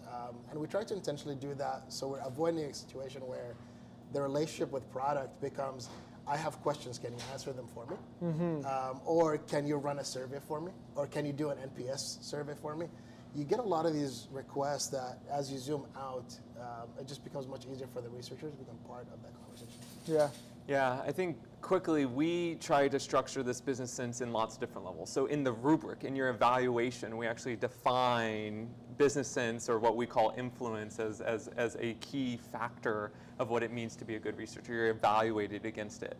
How do you evaluate that? Like literally on the rubric, what do you put on there, and how do you decide what you put on there? I think that would be really helpful. Yeah, I think a really good example of this is, we all have OKRs, right? And product is really honed in on those OKRs, whether it's, increase adoption by 20% year over year or whatever, right? And research, we then evaluate, how did you work with your partner, your product partner, to define any of the user needs, the risks, whatnot, and tie your research to that OKR. Now, not always does all research need to be tied to an OKR, and a lot of times research is so ahead of things, we measure delayed impact multiple quarters later and say, oh, well, you helped this KR multiple quarters later. But at the end of the day, we will ask, particularly when product has a certain goal, how did you help your product partner achieve that goal? What was the influence of your research? Whether it was deprioritize, or whether it was help create some nuance that's going to unlock them to get to where they're at. Because a lot of times product will say, I don't know how to increase 20% adoption. How do we do that? And that's where research can help. And so that knowing that is important for research to do in terms of both road mapping as well as understanding how to influence. That's great. We're going to take one final question, this time from the audience, a quick one. Does anybody have one? Yeah, right there. I guess the one thing I didn't hear you all talk about is the ability to increase velocity, as a defining kind of factor. Like a senior designer knows how to hit the pedal a little bit, or even release the pedal and going on, hit the pedal, brake pedal to slow down. In my experiences before, it's been like, all right, we got to speed up and try to get this research in. And then the best senior designers that I worked with, or UX researchers, were the ones who were like, well, maybe let's hold off. Let's make sure that everyone kind of congeals. How much does that play a role into the actual, selection of the candidate? So just to repeat the question, when you're thinking about picking a candidate for one of these types of roles, how does their ability to impact velocity of shipping, either to make it faster or to even in some cases slow it down, how does that factor in? Does it factor into your decision-making process? There's two ways to understand your question. If you're asking about the velocity of the research itself, it's less of a direct factor. It's not like we go to the person and we're like, can you do the thing in half the time. It just depends on their ability to kind of gauge the scope. The second part is how do they increase the velocity of the product and kind of the development process. And that does become key, but linked directly to their ability to influence. I was mentioning earlier pretty much the variables across, do you understand where you are in the process and where you can have impact that could help the team pretty much de-risk is what you're doing. You're trying to get to a final, nothing's final, everything's iterative, but a final outcome more efficiently, and that is a form of impact that we speak about as well. Yeah, and I think another way, at least the way I interpret it too, is for more senior folks, I expect them to throw out their misconceptions of how orgs work or whatever to say, why are we moving at this speed? Do you really need this? You know, and that's where I see the differentiation happen. Not whether they can move faster or not, but rather, do they know when to, why they're doing what they're doing, and be willing to change the course of whatever is happening and feel confident in that and not be bogged down with what I see typically more junior researchers do is, I have to conduct this research in a sprint, I have to do this, this, and this, and then I'll deliver that, then move on, and then this, and this, and this. More senior folks are like, wait, why are we doing it this way? What should we be doing differently? What should we continue to be doing? And that's, I think, a really good hallmark of that. I love that. That's great. With that, I think we're going to conclude this panel. Big round of applause to Nizar and Josh. Thank you for your time. Cool. We're going to take another quick 10-minute break. We'll be back to start at the hour, and this will be our last one coming up. Great. Cheers. Yeah. That was great.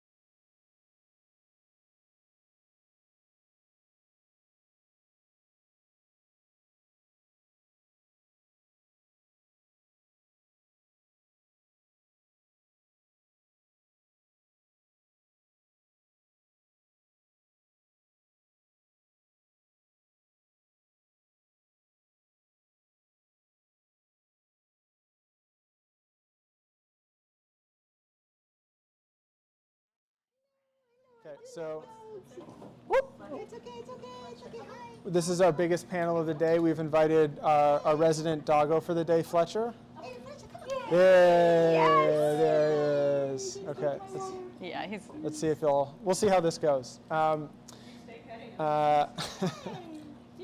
right. Where's your mommy? Welcome back. All right, before we kick this panel off, oh yeah, I forgot about, oops, wrong one. Yeah, let's go about last. Before we kick things off, a couple more messages from our sponsors. I'm sure you all know Dovetail. Dovetail is a wonderful platform for keeping track of all your research insights and making them easily accessible to the rest of your team, so your insights can have impact long beyond the studies that you are actively running. So you're going to want to check them out. They're a pretty good team. Analyze customer data, manage, share the insights, build products that are awesome. They're really cool people. We're doing some collaborations with them soon. More info on that to come later. And Tremendous. Who likes paying incentives? Nobody. It sucks. It's such a pain.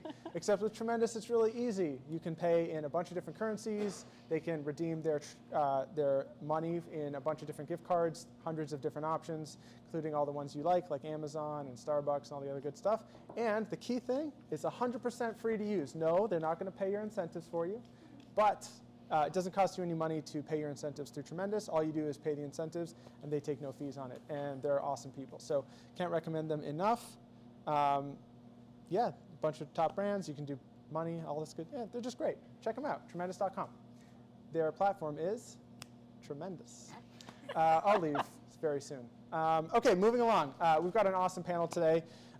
Here, again, keeping on with this theme of trying to look at and understand how research roles evolve and how you demonstrate that you have the skills to be successful in those roles. Of course, we've got to end with the head honchos, if you will. We've got a bunch of head honchos here. Amazing. I mean, they probably wouldn't call themselves that, but I'm going to call you guys that because you guys are great. Basically, at some point, you reach the top, especially in these larger companies, where you're running research. And that's what this panel is all about, is what does it actually mean to run research? So we have Beth Toland here, who is leading research at Asana. You may have heard of that. Great way to track your projects. Summer, who is now a VC, but previously was leading research at WhatsApp and G Suite, and what did I forget? Roblox too. So wow, cool. And Celeste, who's the head of research at Robinhood. Quick welcome to all of you. Maybe, as is tradition, let's start with how do we get into this stuff? Beth, you're closest to me. You get to go first. How did I get into research? Yeah. I started in design, and I had a really great mentor who helped me learn that design isn't reactionary. It's about asking questions and what's the strategy. And then I moved to a company that prioritized research. They were an early peer to IDEO called eLab, and then I was like, whoa, that's even further back, man. That's strategy, that's influence, and that just sort of lit up my eyes, and I was on that path sort of ever since. That's my very short path. That's awesome. Summer? Actually, I also studied in design. So I studied industrial design in Canada, actually. And, Represent. Yeah, I know. And then try to figure out what I can really do with this. And then the part that I really enjoy was the early stage, doing research. So I got my job as a design researcher. I'm doing a lot of human factors and usability. And at the time, we were actually working for a company called Motorola. You guys, some Gen Z don't know that. So I was part of Motorola Enterprise division, where a lot of people don't know what nurses actually do, or the truck drivers. So we had a lot of influence because people had to rely on our information. So they were asking all the questions. So that's how I started, 20 years ago. Amazing. Celeste? I am not a designer, and I don't think anyone would ever trust me to design anything, so we can just put that to bed. I studied psych, and I was kind of the Goldilocks of the psych department. So at first I was really into neuroscience, and then I had to hurt a rat, and that didn't feel good, and so I was like, never mind, not my thing. Then I moved on to social psych, and I was much love to the social psych folks in the room, but was not for me. It was too vague, not really very applied. You want to talk about it depends. always depends in social psych. And so then I moved on to cognitive psych. It felt like a fit, and I specifically spent a lot of time in cognitive linguistics, where then my advisor mentioned human factors. And so I went on to study human factors, and that's how I got into research. Amazing. Let's talk a bit about the role, and I think people have a pretty good sense of like what an IC researcher does. I think a somewhat good sense of what like a manager does, and frankly, no clue in my opinion, like what the work of someone who's leading a function actually looks like day to day, and what their job to be done is, if you will. So, Celeste, when you think about leading the function that you lead and the role you play within the context of the company, what is your job? What would you say you do here? My job is a lot of things, but I think a lot of people just assume that it's going to be people management, like you mentioned. Like it's just going to be more of that. What it ends up being, though, is also practice management. So like tooling, setting up programs and systems and things like that to solve broad problems. And then there's a fascinating amount of administration involved. So if you don't like budgets, make sure that you're passionate about getting an ops person who does. And then outside of that, like planning, headcount, and making sure that the people that do the work, which sometimes is also still me, are able to have that work go as far as humanly possible. So that's through relationships and all sorts of stuff. I think one thing that I also didn't know is that at this altitude, this is not specific to research though, I think design and everybody else goes through this. There's sort of like organizational and executive chaos on one side, and then you have people looking for stability on the other, researchers and managers looking for stability and like, can I just do my damn job? And you sit at that intersection and you have to help everybody on both sides navigate what the heck is happening. So there's like, you're kind of like a fulcrum on a seesaw, right? Yeah. Where there's things changing, shenanigans, quarterly results, and you're trying to make sure that shenanigans stays on that side while everyone else has calm, consistency, able to execute kind of thing? Yeah, some people call it like being an umbrella or like a shit umbrella. Yeah, we can swear. Okay. Good. But I don't think it's actually, I think umbrellas are too protective. Yeah. You're not trying to pass it downhill necessarily. You don't want to just like take the tension and pass it on, but you do want to be able to like help people interpret it and turn it into like more of a positive force, and keep the business moving forward. So maybe like a shit intake valve that then prioritizes, sorts, and reroutes the shit. Or like a water filtration system. There we go. Yeah. Yeah. Beautiful. Summer, how would you characterize the role and what a successful person is doing in that role? I think it really depends. So for my case, I was very fortunate to be a head of function, a head of research in 4 or 5 different companies. So it really depends on understanding what is going on in each company. So I'll give you example. So WhatsApp, there was no research function before I came in. So try to figure out how is your leadership team actually thinks about research, and then who's going to be your champion, right? But very, very fortunately for WhatsApp, they really cared about user insights from the very beginning. And then the new CEO wasn't the founder. So he really wanted to make sure that we are focusing things by looking at our global based user group. So we had a very good position, and we actually, in fact, was a standalone function, not part of any other product or design, which was a very interesting and unique in a way. So that was the position. Then you try to figure out what type of programs and how do I build out this team. And the one thing that we did was try to really just kind of like, toolings and processes like establish, but at the same time, what is our kind of special strategic project that we can do to kind of educate everybody in the company, because they never had a researcher before. And the one thing kind of stood out for us was we are growing so fast. WhatsApp was going through a rapid growth stage. So all the new employees come in, and then we wanted to help them to better understand our users. So that became our kind of special project, and very, very well aligned. And it was very strategic for us to introduce who we are, and then also get them super excited about the new company, the new mission that we have, as like making more people connected in a very meaningful way using our platform. So we work directly with our CEO and our leaders of the very key functions. And that's how I think, one of the things became very successful. And then that's kind of like the job that we had, where for me, like figuring out what is going to be the next project. How can I help our team to better position and also like elevate in this sense or that sense? Not try to like compete with any other like, data function or nothing like that, but really try to figure out that right, partnership. So I think that's constant like figuring things out. And then it was similar at Roblox because it was a first time,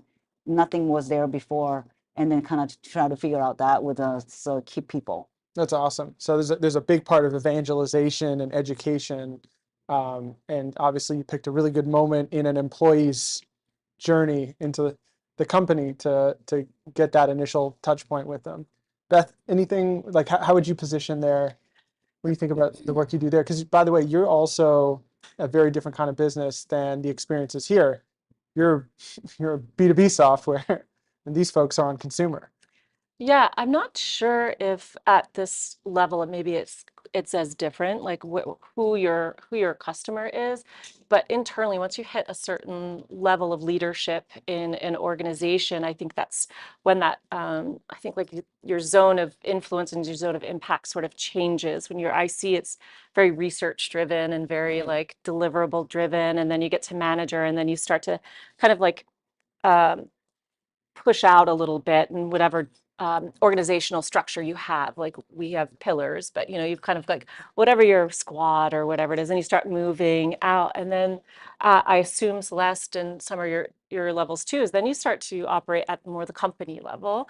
I think that's what you were saying with the with your analogy is that now like your peers are different. Now your peers are heads of design and heads. And so now you're coming together and you're making decisions for your org, the entire R&D org. That's the role I'm playing. And then even at the company level. So it kind of switches. You kind of move from that area of expertise of research and you start to move into that area of expertise of people and business and operations. Mm-hmm. It's interesting. So which of the parts of the role as you've spent your first 6-12 months in it was the most surprising or the most different for you as you adjusted from being primarily a people manager to something like this? Oh, I think that has to be a you question. Why? Because I've been at Asana for like 150 years. And so like I just sort of like woke up and I'm like in this spot. Like it wasn't as delineated for me. It's very You know what I mean? organic. It's very Yeah. organic. And I Yeah. feel like you said that you were Well, and that in your role for a couple of years. even just going from IC to management, it like you do it usually at the same company. You don't usually get hired to be a Yeah. manager with no management Yeah. experience, and so like, you're lucky if you do. But like to your point, I had that experience, but like going from IC to manager. Yeah, that I can talk about. But they're like, once I Yeah. got to this position, I just sort of looked around and I was like, oh, I guess I'm doing here I this now. I think what I didn't realize what happened is the amount of like you become the address for the complaints, the praise, like everything comes to you. You're the person. Right. And so intellectually I knew that, but like it was just like a deluge of like now you're responsible for everything, and every strange person ever in every corner of the company has something to say to you on any given day. And so you get a lot of it's like I just remember it being very overwhelming at first because it was like, well, welcome. Can you give some examples, maybe of the good, the bad, and the bizarre that you might get? Yeah. So the good is like things that feel appropriate. Hey, can you vet this like study that we're using from a third party to sort of like talk about a particular audience, we want you to like look at it with your methodological lens and approve of it before we show it to like 2,000 people or before we send out a PR thing. That feels like an appropriate reach Right. out. And I'm like, yes, I could do that, or I could point you to someone who would. Bad would be like, everything sucks, you're the worst, and I'm gonna escalate straight to the top instead of going to like that person's manager, and so forth. Is that a consistent thing that'll happen? Just because you've got a lot of people Yeah. working and a lot of, so bad things are going to happen with some level of cadence. Yeah, I mean, when I had like, I would say past like 6 or 10 people, when you're like a people manager, you just get like something's always going on. Like you've always got something that's like something's wrong. Because you're the escalation point. Yeah. They're like, I go to you, things get fixed. Right. I don't have to deal with all this somebody's manager, go directly to them. Right. What does that get? Go you. You're in charge. You can make things happen for me. Exactly. Bizarre, it's like sometimes someone from the mailroom will be like, hey, can you talk to me about research? I was thinking So many times. There's so many other people with research, and they're Right. but of course, I want to help. Like the function, right? Oh yeah. Yeah. You know, I don't know the difference between your teams and data or like analytics or some other insights team, if there's a multiple, and try to do a good job of kind of like, helping them kind of go through this journey, not just like we do this research, but we're helping you to better understand in this XYZ, right? And then you think that you did a good job, and then like next week, the same question comes, sometimes from the same person. So I think those are kind of like the journey that you have to kind of embrace and go closer and closer. And then you need to have a champions who can do that for you when you're not there. Right. Interesting. So let's talk a bit about, we have actually a pretty relevant question, I think, from Brad Orego here on the remote chat. But the differences maybe qualitatively between someone who's in a senior manager role or maybe even a director role versus like senior director, VP, right? And someone who wants to kind of bridge that gap, which, what is the gap? How does that get bridged? Does it get bridged? Is that a thing? Between what's the Like a senior manager or director to like senior director or VP, or like taking them. And then usually for research, depending on the company, the senior director or VP may not even exist, right? So it was very interesting. I was going from Google to Facebook company, right? Because I was going to WhatsApp. And then I was actually very pleasantly happy and surprised that they recently had someone became a VP of research.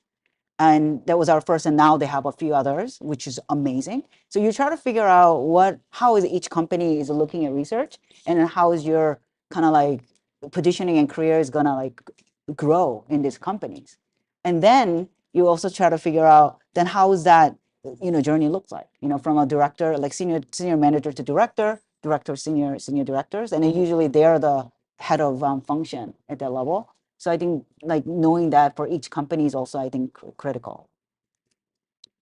Yeah. Talk about gaps, like sometimes the scope just isn't there. Yeah. Like there has to be a business purpose for you to just keep ascending in levels. Yes. And I think that the evolution of the research function is why we're now starting to see more and more VPs, is that like we've gotten to a scope and size as a discipline where there are enough of people and business impact to warrant people at that altitude.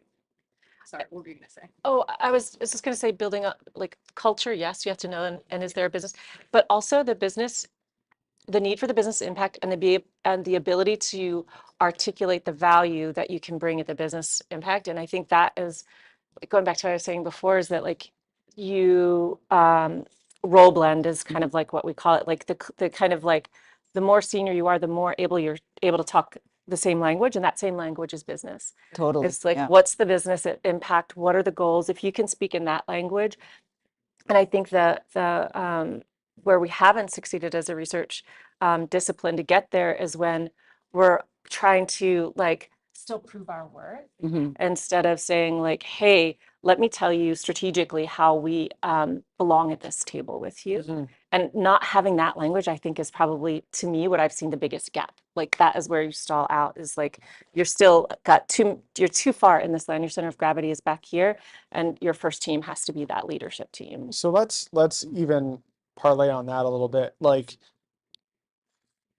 I think only at this level can you see research for all of its wonderful charms and all of its um, quirks is maybe generous. All of you see all the challenges about the practice in the field from a level of why it's not working, I think, right? Because you are peers with all these people who are running these other functions, and they can tell you like, hey, you guys, it's just not working, right? And you can talk about why, right? And that sort of thing. What are the things that you're seeing happening, whether it's ICs or people managers, that just like structurally seems like we need to make changes here, or that were there areas for significant improvement, maybe? Putting y'all on the spot. I used to say, this was back in when I was at Google, and some research friends will say, "Oh man, we need a." Sorry, can I be really Yes, honest? go for it. Yeah, like, "Oh, we need a therapy," and we come here and then we talk about the seat at the table and all that, right? And then we talked about how, oh, we need to divorce design. So we talk about things like that. But then now that I've been to many different companies, I think it really depends. I keep saying the same thing as like, what's the right spot? It can be part of design and still do amazing work because the impact and the business partnership is so good. It can be part of analytics team or data science team. It could be part of product. So I think that yes, I think we need to think about the positioning and how we're located, functionally embedded or like standalone. But at the same time, like, how do you make that like partnership really strong and figuring that, out? I think those are kind of like coming together, but then it's not like one answer because a lot of people come and ask me like, how do you make your research function standalone? But I'm telling them it may not be the answer, you know? I totally agree. Like, what is the purpose of Yeah, standing alone exactly. in that case? Like, it has to serve a purpose. Yeah. The research function, I used to feel very strongly too that like, oh, we don't belong in this or that. And like that, it's where you sit organizationally matters only to the effect that it serves the broader research team. So like, does it help? If you're partnered with design really tightly because you report into design, the benefits that offers you has to do with like the direct influence you can have on design and like what's getting shipped. If you're your own entity, sometimes organizations don't necessarily listen to each other. And so when there's like a little bit more of like a closer proximity, that can really help. The other thing is like, do you really want to report to the CPO? Like sometimes that sucks. Just sometimes it's not great. And so having a little bit of distance from some of the other chaos going on can actually be really beneficial. It cuts both ways though, because like if you report into marketing, you could have like a marketing leader. It just depends on the leader itself, because the marketing leader could be like, no, you guys can only do this kind of research, or it's important that this research gets like snuffed out because it doesn't agree with me. Yeah. And so but that's like a leadership thing. That's not a functional thing or like the substance of each organization. Right. Can maybe let's talk a bit about how these roles get created and how you find yourself in one. And I think one of the themes from the first two panels was like, first one seems like it's very quite programmatic, and in some cases the hiring happens without you even knowing where you're going to end up. Like, here's your employment agreement. I don't know where your team is. I don't know what you're going to be working on yet, but come on in, right? And then as you get a little bit more senior, right, there's a little bit more of the relationship orientation here. When you're leading a function, right? I mean, Beth, you already talked about how this kind of happened organically for you at Asana, where it did just clearly they had the trust and thought you were going to be able to do it. Why bring somebody new in that they don't know? Let's just give it to like Beth, and you built out this awesome team and whatnot. So maybe there's I'm presuming, and we can comment on it, that this importance of like trusted relationships here for getting a role like this seems very strong. Agree or disagree? You mean within the company or? Like landing a head of research, director of research, VP of research role. Is that accurate?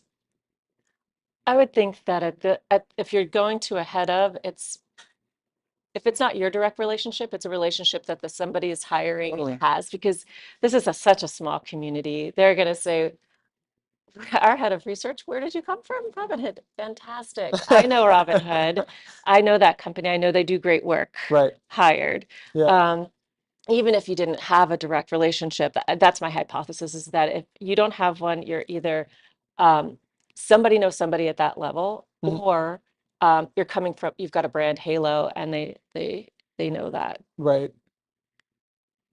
I think getting first time, I think that's the hardest. Yeah. Say you're not head of research, and maybe you want to be, and how do you navigate, right?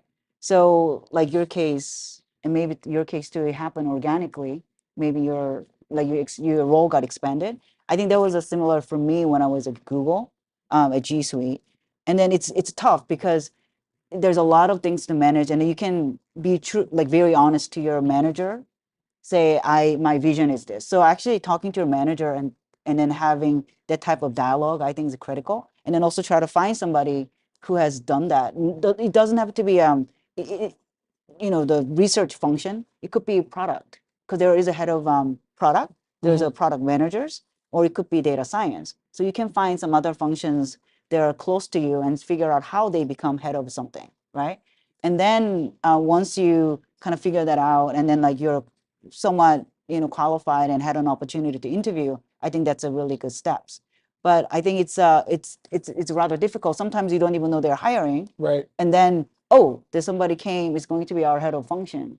So then it's also happening because of that relationships or some type of hiring things happening in the behind, right, behind the curtain. So I think those are difficult. But you can also like be very proactive and seek out, especially if you're interested in certain verticals, and then you know that they don't have a head of research function because maybe they're part of design or part of data or something. Then you can actually start connecting with those people and ask, and then say a lot of early stage startups, or actually later stage more, because a lot of early stage don't hire UXers, but you can figure it out. Like, I love your product, I love this space, and I love to know how you guys thinking about research, because I only see ICs or only see like the manager level. You guys interested in like bringing somebody more senior? Doesn't even make sense to you. Yeah, for earlier stage companies, totally. Yeah. Yeah. I think that's to your point about relationships and the Yeah. network, because the industry is so small. Even for management roles past a certain point in my career, I don't think I've applied for a job in like 10 years. Yeah. It's usually I've gotten some sort of email from a recruiter, or somebody was like, hey, I heard from a recruiter, and I give them your name so you know. Yeah. Which is a very privileged place to be in. And it makes me feel really uncomfortable every time I say it out loud. So you're welcome, my closest friends. I think also like the relationship, if you're going internal, relationship gives you the chance, because like everybody knows you need a head of design, right? Everybody knows you need a head of product. Like nobody's going to argue with that open role that needs to get filled. But like the head of research, that's could easily just report to any of those other things. Why do you need a head of that? Right. And I think having a relationship is helpful to give you that, open the conversation. If you don't even have the relationship, then like even having the conversation to say like, let me tell you why you need to have, I noticed that we're all like, and I could do this thing for you. I think that is probably the most what I would think it does internally. If we were to like, so I think there's a lot of people who want to end up in a role like this one day. And the reality is it's not that many, right? So right now Yeah. for sure. But even just the math on, for every director of research, you probably need to have an additional 19 human beings or 9 human beings that would have to report into that. So there's just going to be not a lot of those roles.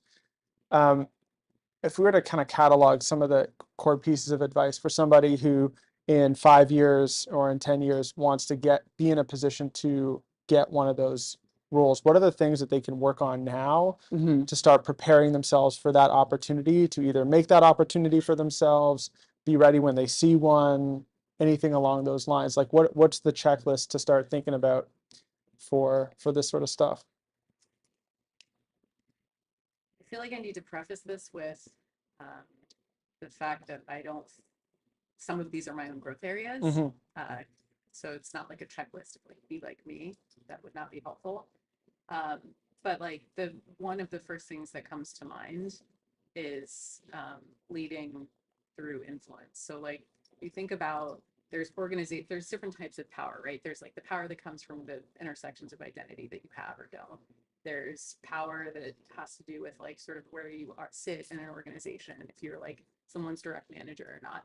But then there's also influence, which is, I think, more powerful because no one is actually like obligated to do what you say. And so, and that's something you can practice from the time you're like starting out as an IC in your first job. How do we all go towards the same goal? How can I like rally people around an idea that I have and get everybody on the same page? And I think it's even when you do have those other forms of power at your disposal, they're not, if that's the first tool you reach for, it's like a cheap trick. And you're probably not going to get what you need. So that's a huge one for me. Another one might be like context switching. It's exhausting how many contexts you have to switch. There are lots of ways to practice that. Take on projects from a bunch of different teams and places. You guys have any others? I mean, for so I think there's two things. One is like kind of building up to what you were saying, the qualities wise. So one thing that I'm also very challenged with and I'm practicing is how do you build up your perspectives, right? So that's could be terrifying and also uncomfortable, but then we are researchers, so we are able to do that, connect the dots and all that. But how can you do that in a way that it makes sense in the right moment, and also try to figure out some other projects or places that you can go and practice that, right? Because practice is, I think, very important, and then you can be better at that. So that, and another thing is focus. One thing that I've been working with my leadership coach is how to have the focus and be present and then really help somebody at the time and be present. So whether it could be some other functions, ICs, their managers, or could be anyone, that how can I really represent my function in a way that it would going to be very helpful. And then once you get a bunch of different things, like what is your priority and how are you going to navigate? And the focus is a really interesting thing because I've been trying to study and try to get better at it. Like once you get to a certain level, I feel like things are clear and I'm focused. And then there's a bunch of other things comes, and then there's another level. It's like there's like climbing a mountain without like the top. There's no end. There's no end. So then how do you do that? And how do you also embrace not able to focus some days? And then how do you still, my day at the end of the day, I'm moving these fucking needles every day somehow, right? Whatever the needle was. I think that's from a quality kind of perspective, like the things that you can practice. But another thing is, if you like, I think the understanding a company that you like to work for is, I think, very critical. If you like this vertical or this type of company or a company, then you can start researching and reach out to some people. And then if they don't have a function, start talking about it. Because usually people will reach out and just answer you when you reach out, via LinkedIn, eventually, right? It'll happen. And then that'll be a great way for you to practice how you think about your research function if they don't have one. And you can also understand how they think about, in general, like learning from the customers and users. So then maybe that company is not good for you after talking to them a few times, or maybe you see an opportunity that you can express your thoughts and opinions about, oh, I think it's gonna be that or XYZ, and then you keep practicing on that. So there's a couple ways. So we're quality wise, and then some of the other ways to like reach out and practice. Yeah. Do you have anything you want to add on there? I guess I would double down on this influence thing and and like the work. It's easy to get stuck in the mindset. Nobody's listening to our insights. Nobody's doing anything with our stuff. We can't. But if you have some really solid examples of being able to influence and make change with work. An example about like how you took a situation where or tactics that you might have used where a stakeholder or a group of stakeholders are not really fully paying attention, and it's like, all right, time to practice that influence, right? And so you did this intervention of some kind, or you changed your approach, and then maybe it wasn't perfect, but it got better. You know, very recently, we had been talking about product quality for a really long time and how important that was. It was more kind of conceptual and theoretical, and we all agreed that it needed to happen, but nobody was ever getting staff to it. And so it just kind of went on and on. And so what we did is we created a very concrete scoring process. And we were like, look, your score is really low. Do you like that? PMs don't like that. PMs want they want A's on everything. We're like, you're getting a C. That doesn't feel good, right? And they're like, oh, we're going to put people on it right now. And that was like, it was so fantastic. We got to pause. Like this is sometimes I think it's really, for some reason, I don't know if this is true with other functions as well, but researchers, we just gave up all of our creativity 20 years ago, right? Where it's like, you can make a scoring, you can just invent a scoring card. Yeah, we did. You did. So You just invented a scoring card, right? Here's your scoring card. You're getting an F. We can help you get an A+. Do you want help? And like, who doesn't say yes to that, right? I love that you bring this up because the only other thing I can think of, and I don't know how you would build up this as a mindset, but like it's related to this conversation, is I joke that it's like having an anarchist mindset, but it's not anarchy exactly. It's just that you have to know that the rules were made by somebody and can be changed. Yes. Pioneer. It literally invent anything at any time. Yeah. 100%. Or Yeah. if someone made a decision, you can have them change that decision. Right. Yeah. And so it's like maybe a more professional way of putting it, rather than just going full out anarchy with it, is to talk about like hierarchical mindsets, Yeah. right? Like you don't need to be rigid and you're thinking about like, it's not my place to do things this way. Mhm. Yes, you have to honor certain hierarchies, but like you can work within them. I love So this. exactly. You're talking about with scorecards and frameworks, like make it up. Yeah. And I think that's another good, skill to bring to, like when you were like, what are kind of skills that you need to have? Like being able to effectively, creatively break the rules Mhm. is like a skill. That's a skill to know like when to break the rule and when not to break the rule. And if you can do it at a certain level, and I mean like meaning certain impact level, not like seniority, but that's gonna really demonstrate your decision-making ability. It's very important. I think that this has kind of permeated a lot of the things that you said around how you affect change, how you manage. I'm reminded of a story from Patty Carlson, who's now leading research at M&T Bank, when she used to be at MailChimp, and they implemented this really big change to their operating model, and it really pissed a lot of people off at MailChimp.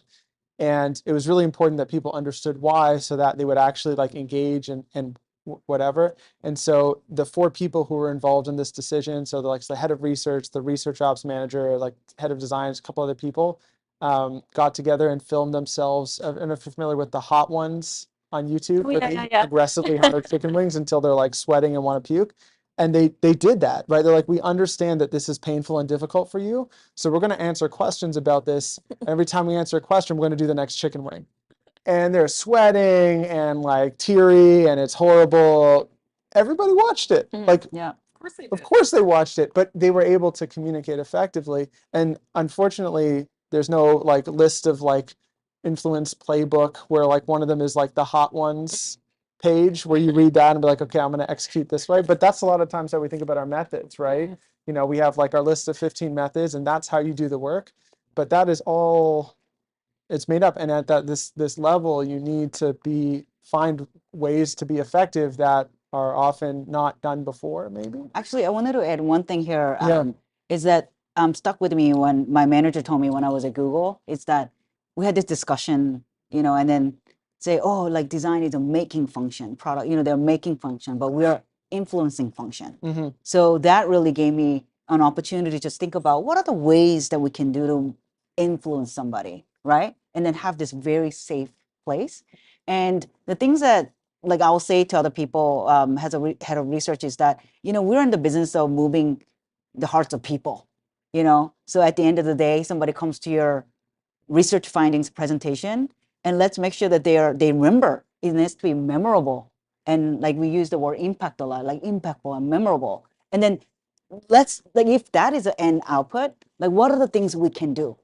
Is it video? Is it the scorecard, heat map? Is it chicken wings, donuts, or whatever that may be, right? So they gave us a lot of interesting ideas. And then, working for a large company like Google, Facebook is great because you have some budget. So we actually hire our third person in our group, actually, at WhatsApp Research was a storyteller, digital storyteller, because we said the researchers like, I love to do this, but I suck at this. Can you help? Then, you know what? Contractors, quick, let's actually work with the person and see how we can unlock all the, this creative juice that we had as a researcher. So that's how we kind of came up with some of the interesting, That's really cool. Project. And then we ended up, building on that, ended up getting some, videographer coming to our session to like help us, because a lot of times video editing is very hard, even shooting is hard, then I have to focus. So we're trying to figure out many different ways to do this and then like unlock things without like, oh man, I cannot do that, or I cannot do that.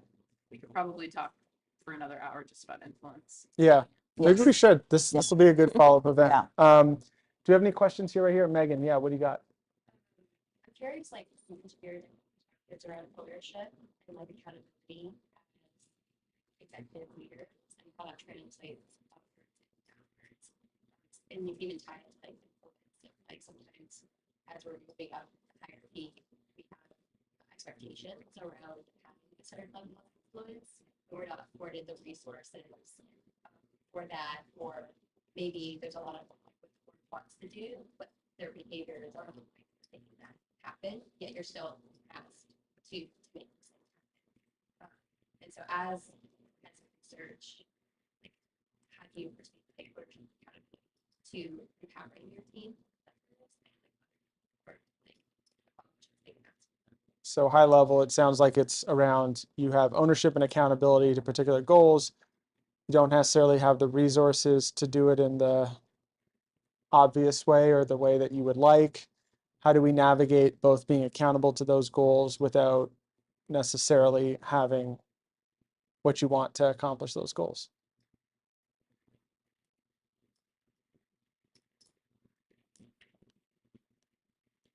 Is that way I feel like I'm misunderstanding the question. Is the accountability about we're being held to something we can't achieve based on what we have? Is that okay? In that case, back to anarchy. Yeah, that's right. Redefine it. Yeah, or I was gonna say that. Yeah. I'm going to tell you that I can't reach them, but I'm also going to give you, I think Vivian Castello calls this a good no. I'm going to tell you what I can do with what I have. And I'm going to make it clear what the trade-offs are. It shouldn't ever be, I'm holding you accountable and me being like, okay, even though I don't have the resources for that, I guess I'll just sit here and correct. Like that would be.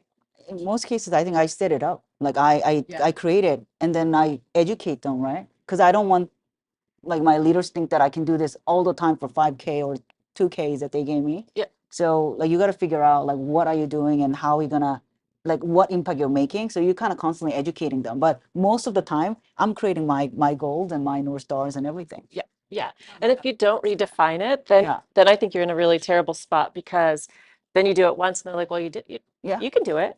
You do it fine. And so right now I'm in the process of trying to tell my team, like, for heaven's sake, say no, because if you don't say no, I'll never get more resources. I can never say, oh, we can't do it because you guys keep doing it and you're suffering. I can't have that. So redefining, I mean, just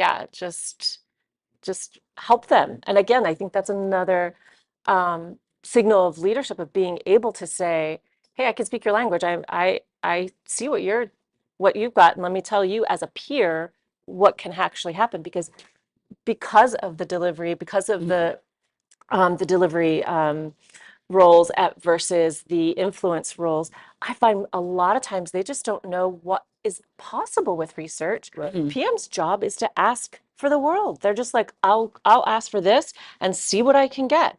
And if you can't artfully push back, then you are going to be stuck in that position. And I think to show up as a peer and say, like, I am the expert in this field. Let me help you understand what's viable. A lot of times they'll be like, oh, thank you. Now I've learned something. That's awesome. To be fair to the ICs, though, it's not on everybody to say, like, on each individual contributor to say no all the time, especially if you're pretty early. For sure. I think that was the second part of your question. Yes. Okay. Oh, Did yeah. I just think that? For me, I think a good thing that we can do is set that tone with our partners at whatever level. So like if we're going to the CPO, if we're going to the product leaders in each, what did you call them? Not pillar. You said Squad. Squad. Yeah. Whatever sort of business units or whatever you have, making sure that everybody top down is like, you need to maybe back off a little bit on like your demands. It can come from both directions, but it almost feels unfair to put all the onus on the individual all the time, because you can say no gracefully and still just like get assaulted with a bunch of demands. Well, this is what you were saying earlier on, right? About like when Alec first asked you what your job was, you were like, there's like operations, like I'm trying to create systems for the team to make sure that there are ways to say no, so that it's not just like go back and tell them, but like creating an environment and like the actual systems and tools to enable that. One thing that we did, I used this chart above the line, below the line thing. So we publish our trackers. So we're saying no because we need to do yeses. So I'm trying to also change my IC's mental models a little bit. You're saying no, but you're actually saying yes. Yeah. Because you have these 5 things that we're going to kill it and do a really good job of getting the no's into yeses, right? So we're changing their mindset and then help them to also direct, like, these are the things that I'm working on, right? And then also publish it so that you are educating your partners really well along the way. Yeah. I think one final question that I'd like to end on, which I think hopefully some demystification has happened here about what the actual work is about. For each of you, finish the following sentence. Try and be a executive researcher if, and definitely don't try and be an executive research if. How would you end those sentences, right? Maybe we'll start with the positive one.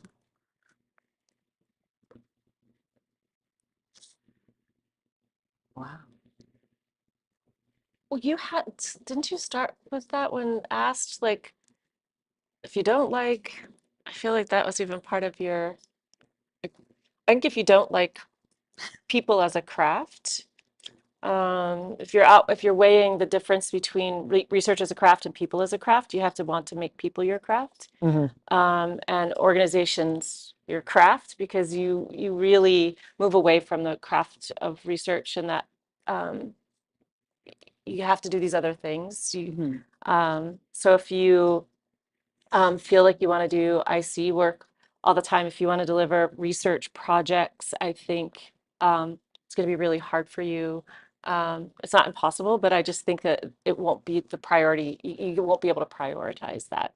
And you might be sad about that. Yeah. I mean, if you love building an org, right? Your team, you're building culture, building part of the company and the company. Yeah.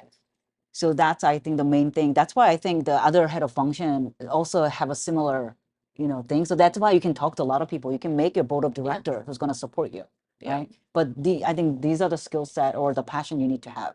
And then we're in a great position because we can say, because we are representing our customers and users, you can use that to like build such a positive culture for the company, because ultimately we're building our product for our users. So if you don't want to listen to users, maybe you're in the wrong company. Anyway, so kind of thinking about that and how we can use our power of research, like the things that we can deliver to really build something greater. I don't know if I have a positive one, only because I think that every leader, it's not true only of research, but like every single leader I've ever met does that same job differently. Mhm. So like somebody would come in and do the job you're doing totally differently, and that's okay. Yeah. And it's actually desirable because you are great at certain things, and I love that for you. Yeah. But like, so there's like, there's not a lot of like, if you like doing this or you don't like doing, or if you don't like doing this, there's a few of those. But if you're good at certain things, maybe you'd be the kind of research leader that like I think is good, but that doesn't mean that you're the only kind that's good. Right. It's so organizations context of research. I agree. I'm struggling to think of like one thing. So what are your negatives then? Yeah, for that one, I think critique. Like I think people think about people management and even just like being a research leader in general as like, this is something I aspire to without really having a reason why. But if you have any sort of allergy or sensitivity to critique, being the face of is a really good way to get kicked in the teeth. So you should probably work on it. Go to therapy. Yeah. Yeah. Like plug for therapy. It's tough, and there's a lot of, if you're a people pleaser, like it can be, it's not that you can't do this job, but it's, you have to have a lot of hard conversations. Sometimes you have to put people up, you have to fire people, you have to do all this stuff that isn't glamorous or fun, and it's not at the forefront. Right. And it's not research. And it's It's not research. so like, yeah, if you want to cry over your graduate degree, this is a good way to do it. I mean, one thing related to that, one thing you can start practicing, doesn't matter your IC or managers or head of research, is that working on giving and receiving feedback. Yep. So along with my focus thing, feedback was the other one that I worked with my coach for the past 7 years. I'm like, why is it so hard to give and receive feedback, right? And then, you hear feedback is a gift. Sorry. Doesn't feel like a gift. Gift because as a giver, I'm excited to give it. It's always, twice a year, most of companies. You have performance management, discussion. Oh my God, when you like landed in calendar, you're thinking, oh, I'm so excited tomorrow. I mean, yes, maybe you could be a superstar, but generally I'm like, even if you're a superstar, like, what did I do wrong? Like, what is going to be? It's, as a receiver and giver, it's both uncomfortable. But if you're practicing it, right? Because I learned this from other companies, some great leaders. Soon as they're down from the stage presenting something, asking, how did I do? Can you please give me a feedback? If it's real time, live, specific to a project, then it's not personal. Let's just practice that. And how can we bring it to the company and my team? I think it's very important. You don't have to be a manager to do it. You can be just IC and then just keep practicing it. I think that'll help you making these gray muscles later on as a manager, head of function, and able to do that. And then even my coach told me, like, if you're receiving a feedback that you don't like, figure out a physical maybe technique. Just pretend you're writing. Yeah, see, you're listening, so you're getting over it. Because at the end of the day, communication, right? Yeah. You want them to listen from you, or you're also able to listen. Mm-hmm. That's great. I think we're going to end right there. Thank you so much to the three of you for shedding some light on this. And that's a wrap, everyone. Thank you very much for coming out. Thank you for those of you listening at home. We'll talk to you next time. Huh? Oh. Is it warm? Is that what you're saying? Yeah, it's a little warm in here. It's that. Anyway.